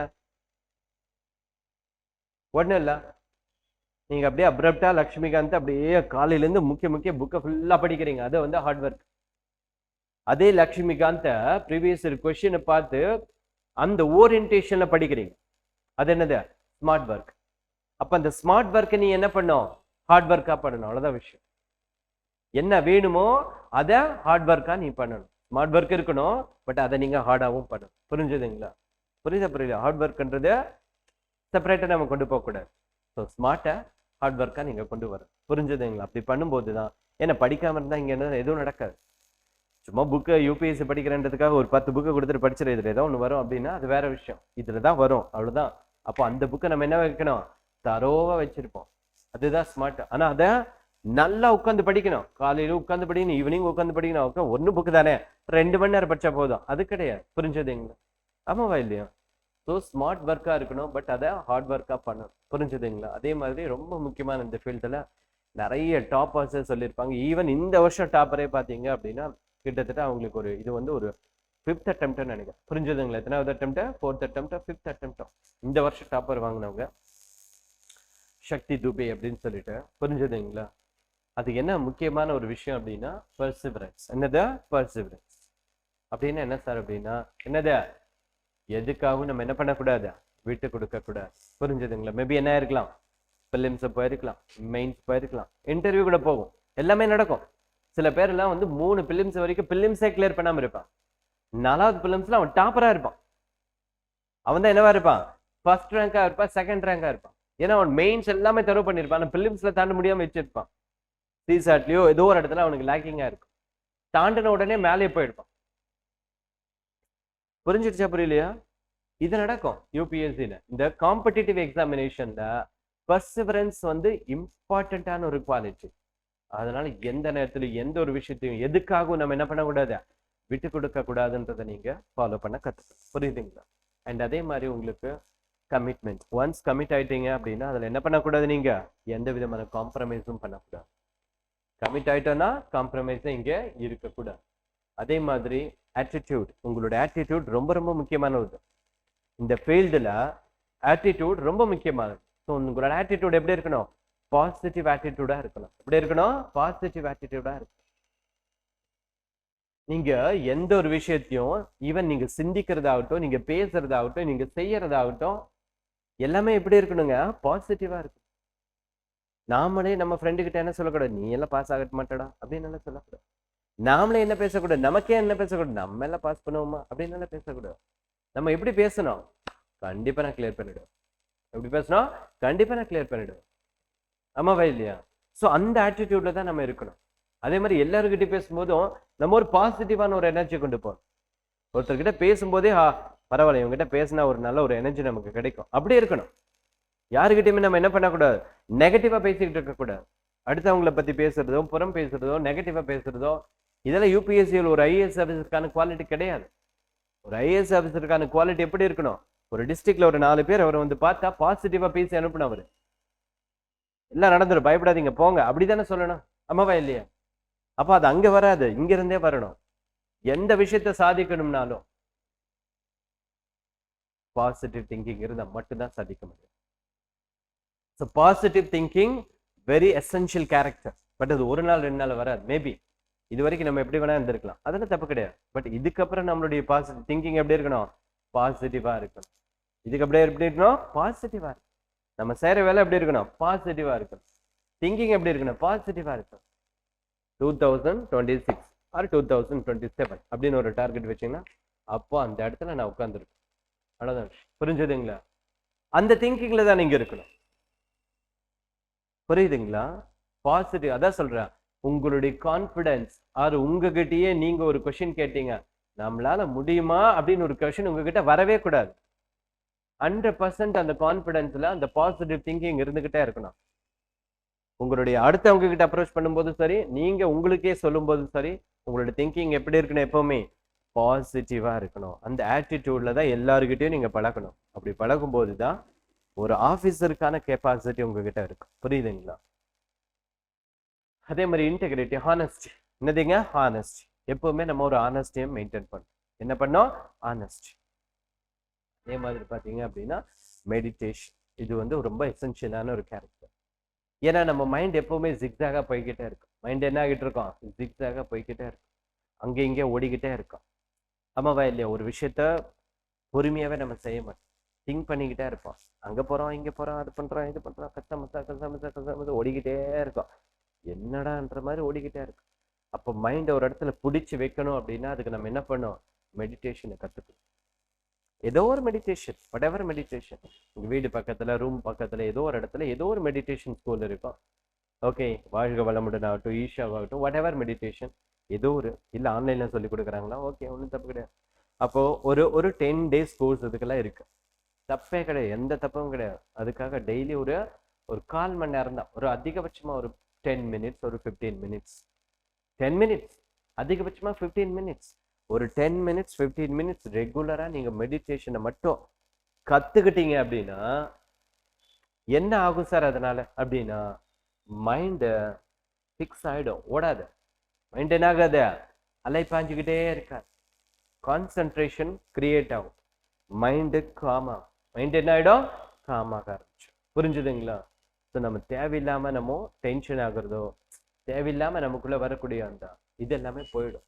மைண்ட் ரொம்ப காம் ஆயிடும். புரிஞ்சுதுங்களா? ஸோ ஏன்னா இந்த ஃபீல்டில் ஒரு நாள் நம்ம படிக்காம இருப்போம், ஒரு நாள் நம்ம படிப்போம், ஒரு நாள் வெளியே போயிடுவோம், கிளாஸ் அட்டன் பண்ணாமல் போயிடுவோம், இல்லை ஃபிலிம்ஸை கிளியர் பண்ணாமல் கூட போவோம். என்ன சுச்சுவேஷனுக்குன்னா வரலாம். புரிஞ்சதுங்களா? இதெல்லாம் போகாம இருக்காது. அதான் சொல்லிட்டேன், பாசிட்டிவா திங்க் பண்ணுன்னு சொல்லிட்டேன். புரிஞ்சதுங்களா? ஆனா any kind of situation may come, but அந்த சிச்சுவேஷனை ஹேண்டில் பண்றதுக்கு நமக்கு ஒரு பொறுமை நமக்கு கிடைக்கும், ஒரு காம்னஸ் நமக்கு கிடைக்கும், நமக்கு ஒரு அமைதி கிடைக்கும். நமக்குள்ளே என்ன கிடைக்கும், ஒரு அமைதி ஏற்படுத்தும். அது எந்த ஒரு விஷயத்தையும் நீங்க அமைதியை ஹேண்டில் பண்ணி பாருங்க, அது சக்சஸா இருக்கும். எந்த ஒரு விஷயத்தையும் நீங்க அவசரப்பட்டு ரொம்ப உணர்ச்சி வசப்பட்டு நீங்க ஹேண்டில் பண்ணீங்க அப்படின்னா அதுல எந்த ஒரு அர்த்தமும் இருக்காது, அது ஃபெயிலியர் தான் போகும். புரியுதுங்களா? ஸோ ஒரு விஷயத்த காமா அப்ரோச் பண்ணணும் அப்படின்னா மைண்டு காமா இருக்கணும். ஒருத்தர்கிட்ட பேசும்போது கூட நம்ம அமைதியா அன்பா பேசணும் அப்படின்னா மனசு முதல்ல அன்பா இருக்கணும், அமைதியா இருக்கணும். எல்லாருக்கிட்டையும் சண்டை போட்டுக்கிட்டே இருந்தா எப்படி இருக்கும்? ஆமாவா இல்ல? எல்லாரும் சொல்ல மாட்டாங்க இவன் ஏன்டா இப்படி இருக்கான் அப்படின்னு தான் நினைப்பாங்க. ஆமாவா இல்லையா? அப்படிதானே? அப்ப எல்லாருக்கிட்டையும் நம்ம ஒரு பேசுறது கூட ஒரு அன்பா பேசணும்னா மனசு அமைதியா இருக்கணும். புரிஞ்சுதுங்களா? ஸோ மெடிடேஷன் அப்படின்றது எசென்ஷியல் கேரக்டர். புரிஞ்சுதுங்களா? அந்த மெடிடேட் பண்ணும்போதே நீங்க உங்களை ஃபீல் பண்ணலாம், நீங்க ஒரு ஐஏஎஸ் ஆஃபீஸரா ஃபீல் பண்ணலாம். புரிஞ்சுதுங்களா? நீங்க என்ன நினைக்கணும் ஆகணும்னு நினைக்கிறீங்களோ அதை நினைச்சு நீங்க மெடிடேட் பண்ணலாம். ஏதோ ஒரு கடவுளை தான் நினைக்கணும்ன்ற அவசியமே கிடையாது. நீங்க என்ன ஆகணும்னு நினைக்கிறீங்களோ அதை நினைச்சு மெடிடேட் பண்ணலாம். ஒரு 10 minutes ரெகுலரா மைண்ட் அப்படியே கூலா ஒரு 10 minutes உட்காந்து பாருங்க, ஆட்டோமேட்டிக்கா ஒரு காம்னஸ் கிடைக்கும். அது ஏன்னா இந்த ஜேர்னி மேபி 1 இயரா இருக்கலாம், 2 இயர்ஸா இருக்கலாம், எவ்வளவு நாள் கூட வரலாம். இதுக்கப்புறம் உங்களுக்கு என்ன சுச்சுவேஷன் கூட வரலாம். ஆனா எல்லா சுச்சுவேஷன்லையும் ஹேண்டில் பண்ணோம்னா மைண்ட் காமா இருக்கணும். மைண்ட் எப்படி இருக்கணும்? காமா இருக்கணும். ஸோ அதுக்கு தேவையான ஒரு கேரக்டர் என்னதுங்க? மெடிடேஷன். என்னது? மெடிடேஷன். இது எல்லாத்துக்கு மேல ஒண்ணு இருக்கு. ஸோ பிசிக்கலி மென்டலி நம்ம ஸ்ட்ராங்கா இருந்தா தான் எல்லாமே பண்ண முடியும். ஆமாவா இல்லையா? ரெகுலரா ஒரு minimum 10 to 15 minutes, minimum 15 minutes ஆகுது நீங்க வாக்கிங்கோ, ஜாக்கிங்கோ, எக்ஸசைஸோ ஏதோ ஒன்று நீங்க பண்ணு. புரிஞ்சுதுங்க? At least walking, at least jogging, at least ஏதோ வீட்டில் கூட எக்ஸசைஸ். புரிஞ்சுதுங்களே? ஏதோ ஒன்று உங்களுடைய ஹெல்த்துக்கு நீங்க பண்ணிக்கிட்டே இருக்கு. ஏன்னா நம்ம உடம்பு எப்படி தெரியுமா செஞ்சிருக்காங்க? நம்ம உடம்புல எந்த பார்ட்டுக்கு வேலை கொடுக்குறோமோ அந்த பார்ட் வேலை செய்யும். புரிஞ்சுதுங்களா? இப்போ நீங்க ஃபார் எக்ஸாம்பிள் நீங்க படிக்க ஆரம்பிக்கிறீங்க அப்படின்னீங்களே, படிச்சுக்கிட்டே ஒரு வருஷம் படிச்சுக்கிட்டே இருங்க. ஒரு வருஷம் நீங்க படிச்சுக்கிட்டே இருக்கீங்க அப்படின்னா யூபிஎஸ்சிக்கு அந்த 1 இயர் முடியும் போது உங்களுடைய மெமரி கெப்பாசிட்டி எங்கேயோ போயிருக்கும். மெமரி கெப்பாசிட்டி எங்க போயிருக்கோம்? எங்கேயோ போயிருக்கோம். ஒரு விஷயத்தை அப்படியே படிச்ச உடனே உங்களால சொல்ல முடியும். இண்டு பேப்பர் அப்படியே ஒரு தடவை ரீட் பண்ணிட்டு அப்படியே உங்களால ரிப்பீட் பண்ண முடியும். அந்த கெப்பாசிட்டி உங்களுக்கு வரும். எப்போ வரும்? இப்போ வராது. எப்போ வரும்? அந்த மெமரி இன்க்ரீஸ் ஆனதா வரும். அதே மாதிரி தான் நம்மளுடைய பாடி. நம்மளோட பாடியில எல்லாமே வேலை செய்யணும். படிக்கும்போது அப்சர்வ் பண்ணணும், அண்டர்ஸ்டாண்ட் பண்ணணும், நம்ம ஆர்வமா இருக்கணும், எல்லாமே நம்ம அவேரோட இருக்கணும். புரிஞ்சுதுங்களா? அப்போ நம்மளுடைய உடம்புல எல்லா பார்ட்டுமே வேலை செய்யணும் அப்படின்னா ரெகுலரா நம்ம சர்க்குலேஷன், எர்த் வாட்டர் சர்க்குலேஷன், ஐ மீன் பிளட் சர்க்குலேஷன் ஆகட்டும். புரிஞ்சுதுங்களா? எல்லாமே கரெக்டா இருக்கணும் அப்படின்னா we have to work out. புரிஞ்சுதுங்களா? அட்லீஸ்ட் ஒரு 10 மினிட்ஸ், அட்லீஸ்ட் ஒரு 15 மினிட்ஸ், அவ்வளவுதான். நான் மணிக்கணக்கில் எல்லாம் போய் வேலை செய்யுங்க அப்படின்னு எல்லாம் சொல்ல வேணாம். புரிஞ்சுதுங்க? இல்ல நீங்க தோட்டத்துக்கு போறீங்க, டெய்லிக்கு 1/2 மணி நேரம் வேலை செய்றீங்க, ஓகே, மொத்தம். புரிஞ்சுதுங்களா? ஏதோ ஒண்ணு பிசிக்கலா நம்ம பண்ணணும், அவ்வளவுதான். ஒரு 1/4 மணி நேரம் முடிஞ்சா ஒரு 20 மினிட்ஸ் ஆவது பிசிக்கலா பண்ணும், ஒரு 10 மினிட்ஸ் மெடிடேஷன் பண்ணணும். இந்த 2 விஷயங்களை நீங்க பண்ணும்போது மைண்டு காம் ஆயிடும், உடம்பு சரியாயிடும். புரிஞ்சுதுங்களா? இந்த 2 விஷயங்கள் பண்ணாதான் நம்ம ஃபீல்டுல நம்மளால என்ன பண்ண முடியும்? சக்சஸ் பண்ண முடியும். இல்லைன்னா என்ன ஆகும்? அதே மாதிரி ஃபுட் ஹேபிட் ரொம்ப முக்கியமானது. ஏன்னா ஒன்ஸ் நீங்க ஹெல்த்துக்கு இம்பார்ட்டன்ஸ் கொடுத்துட்டீங்கன்னா நீங்களே ஃபுட்டுக்கு இம்பார்ட்டன்ஸ் கொடுக்க ஆரம்பிச்சிடுவீங்க, கரெக்டா பண்ண ஆரம்பிச்சிடுவீங்க. ஏன்னா ஒன்ஸ் ஹெல்த் கான்சியஸ்னஸ் கிரியேட் ஆயிடுச்சுன்னா நீங்களே என்ன பண்ண ஆரம்பிச்சிடுவீங்க? ஃபுட்டை கண்ட்ரோல் பண்ண ஆரம்பிச்சிடுவீங்க. அன்னெசரியா நீ காலையில் போய் கஷ்டப்பட்டு வாக்கிங் பண்ணியிருப்பீங்க, ஜாக்கிங் பண்ணியிருப்பீங்க, பண்ணிட்டு கடையில் போய் ஒரு ஆயில் ஐட்டம் சாப்பிட நம்ம தோணுமா? தோணாது கண்டிப்பா. புரிஞ்சுதுங்களா? அப்போ ஆட்டோமேட்டிக்கா உங்களுக்கு என்ன கிரியேட் ஆயிடும்? அந்த கான்சியஸ்னஸ் கிரியேட் ஆயிடும். புரிஞ்சுதுங்களா? அப்போ ஏன் சொல்றேன் அப்படின்னா இந்த மாதிரியான ஃபுட்டு, இந்த மாதிரி ஹெல்த், இந்த மாதிரி இஷ்யூ வரும்போது நமக்கு என்ன ஆயிடும்னா, அதான் சொல்றீங்க பேக் பெயின் அப்படின்னு வச்சுக்கோங்களேன். இந்த மாதிரி ஏதோ ஒரு இஷ்யூ வரும்போது நம்ம ஸ்டடி அதை அப்ஸ்ட்ரக்ட் பண்ணும், தேவையில்லாத டிஸ்டர்பன்ஸ் கொடுக்கும். ஹாஸ்பிட்டலுக்கு அதுக்கே ஒரு 10 நாள் போகும், அதுக்கே ஒரு 5 நாள் போகும், தேவையில்லாம ஃப்ரீக்வெண்டா உடம்பு சரியில்லாம போகும், ஹெல்த் இஷ்யூஸ் எல்லாம் நிறைய வரும். புரிஞ்சதுங்களா? அப்ப அதெல்லாம் அவாய்ட் பண்ணணும்னா ரெகுலரான இந்த விஷயங்களை பண்ணும்போது நம்ம ஆரோக்கியமா இருக்க முடியும். ரெகுலரா நம்ம படிக்கிறது கூட டைம் வேஸ்ட் இல்லாம போயிட்டே இருக்கும். இல்லைன்னா என்ன ஆகுங்க? ஒரு வாரம் படுத்துட்டீங்கன்னு வச்சுக்கோங்களேன், சப்ஜெக்ட் என்ன ஆயிடும்? லோட் இன்க்ரீஸ் ஆயிடும், ஆன்ஷியன்டே முடிஞ்சிடும். ஆமாவா இல்லையா? அப்போ அவ்வளோத்தையும் நம்ம படிக்கணுமா இல்லையா? அப்ப நமக்கு டென்ஷன் ஆயிடும். ஐயோ என்னடா இது ஒண்ணுமே புரியல. நம்ம ப்ராப்பரா என்ன பண்ணிருக்க மாட்டோம், கிளாஸ்க்கு வராம போயிடுவோம். இப்போ கிளாஸ்க்கு வந்தா தானே அட்லீஸ்ட் எல்லாரோட சேர்ந்து நம்ம உட்காந்து லிசன் பண்ணுவோம், அட்லீஸ்ட் நம்ம சொல்றது என்ன அப்படின்னு நம்ம கேட்போம். அப்போ 1 வீக் அப்புறம் அந்த 1 வீடியோ கொடுத்துக்கலாம்னு வச்சுக்கோங்க, தப்பு கிடையாது. ஆனாலும் உங்களுக்கு அதுலயே உங்களுக்கு ஒரு என்ன இருக்கும், காம்ப்ளிகேஷன்ஸ் இருக்கும். புரிஞ்சதுங்களா? லோட் ஆகிக்கிட்டே போகும் இல்லையா? சப்ஜெக்ட் என்ன ஆகிட்டு இருக்கோம், லோட் ஆகிக்கிட்டே போகும். அப்போ ஒரு நாள் கூட நமக்கு வேஸ்ட் ஆகக்கூடாது, 1 மணி நேரம் கூட தேவையில்லாம நமக்கு டைம் வேஸ்ட் ஆகக்கூடாது. அதுதான் நீங்க புரிஞ்சுக்கணும். அப்போ ஹெல்த் இம்பார்ட்டன்ட், அதை விட ஃபுட்டு இம்பார்ட்டன்ட். புரிஞ்சுதுங்களா? அன்னெசரி ஃபுட்டு இந்த ஃபீல்டுல 1 வருஷம் 2 வருஷம் இது ஒரு தவந்தான். எப்படி எல்லாரும் சபரிமலைக்கு போறாங்களோ அதே மாதிரிதான் இந்த 1 வருஷம் 2 வருஷம் நமக்கு இருக்கக்கூடிய எல்லா கமிட்மெண்ட்டை தூக்கி வெளியில வச்சுக்கணும். எல்லா கமிட்மெண்ட்டை தூக்கி வெளியில வச்சுக்கணும். எப்படி ஒரு சபரிமலைக்கு போறவன் எப்படி ஒரு தவம் இருந்து போறானோ அதே மாதிரிதான் இந்த 2 வருஷம், 1 வருஷம் 2 வருஷமா ஏதோ ஒரு டைம் வச்சிருப்பீங்க. அந்த பீரியட்ல உன்னுடைய ஹெல்த் ஆகட்டும், நான் அன்னெசரி வெளியே சாப்பிட மாட்டேன், டைம் கரெக்டா இப்படி மேனேஜ் பண்ண போறேன், இப்படி ஒரு ஒழுக்கம், ஒரு டிசிப்ளின், உனக்குன்னு ஒரு டிசிப்ளினை நீங்க வளர்த்துக்கிட்டீங்கன்னா கண்டிப்பா நீங்க கான்குவர் பண்ணிடுது. அந்த டிசிப்ளின் வளர்க்கல அப்படின்னா அது ஆக்சுவலி சில பேருக்குலாம் சின்ன வயசுல இருந்தே வளரும், புரிஞ்சுதுங்களா? சின்ன வயசுல இருந்தே வீட்டுல சில பேருக்குலாம் டிசிப்ளின் சொல்லி கொடுப்பாங்க. எந்த வேலை செஞ்சாலும் கரெக்டா வேலை செய்யணும், எது பண்ணாலும் அதை செய்யணும், இது பண்ணா இது பண்ணணும் அப்படின்னு நல்லா சொல்லி கொடுத்து வளர்ப்பாங்க சில பேர். பட் இல்ல அப்படின்னா கூட ஒன்றும் தப்பு கிடையாது. இப்பத்துல இருந்து நம்ம அதை கத்துக்கலாம், புரிஞ்சுதுங்க? அந்த டிசிப்ளினை நம்ம கொண்டு வரலாம். நம்ம ஒரு விஷயத்த செய்யறோம்னா அது கரெக்டா செய்யணும். புரியல நான் என்ன சொல்றேன்? ஸோ டைம் வேஸ்ட் ஆகக்கூடாது, பாசிட்டிவா திங்க் பண்ணணும், கான்ஃபிடென்ட்டா இருக்கணும். என்னைக்குமே நம்மளுடைய கான்ஃபிடன்ஸ் லெவல் ரெடியூஸே ஆகக்கூடாது. நம்ம பேசும்போது கூட அன்பா பேசணும், எல்லாருக்கிட்டையும் உணர்ச்சி வசமே படக்கூடாது. சும்மா ஒண்ணு இல்லை, ஒரு வீட்டுல ஒருத்தர்கிட்ட இல்ல வெளியில ஒரு ரோட்ல போறோம், பைக்ல போறோம், யாரோ ஒரு இடிச்சிட்டான், தேவையில்லாம நம்ம என்ன பண்ணக்கூடாது, அங்க போய் ஆர்கியூமெண்ட் பண்ணி சண்டை போட்டுக்கிட்டு இருக்க கூடாது. அவன் வேணும் ஆர்டினரி பீப்புளா இருக்கல, நாம யார் யூபிஎஸ்சி ஆஸ்பிரண்ட். இப்ப சண்டை போட்டீங்கன்னு வைங்களேன், அதனால மன உளைச்சலாம், அங்க போய் நமக்கு அடுத்த 3 மணி நேரம் என்ன ஆகும், வேஸ்ட் ஆகும். இதான் அப்படிதான் அப்படின்னு போயிட்டே இருக்கணும். நம்ம புரிஞ்சுதா புரியல? அப்ப நம்ம என்ன பண்ணக்கூடாது, யாருகிட்டுமே கான்ஃபரன்டேஷன் பண்ணக்கூடாது, பிரச்சனைகளை வளர்க்கவே கூடாது. இந்த நேரத்துல அந்த 2 வருஷம் இது ஒரு தவம். தேவையில்லாம யாருக்கிட்டையும் சண்டை போடக்கூடாது, பிரச்சனை வளர்க்கக்கூடாது, நெகட்டிவா பேசக்கூடாது, கண்டதை சாப்பிடக்கூடாது. புரிஞ்சுதா புரியல? இப்படி இந்த விஷயத்த டிசிப்ளினா நீங்க கொண்டு வந்தீங்கன்னா உங்களை யாராலும் தடுக்க முடியாது.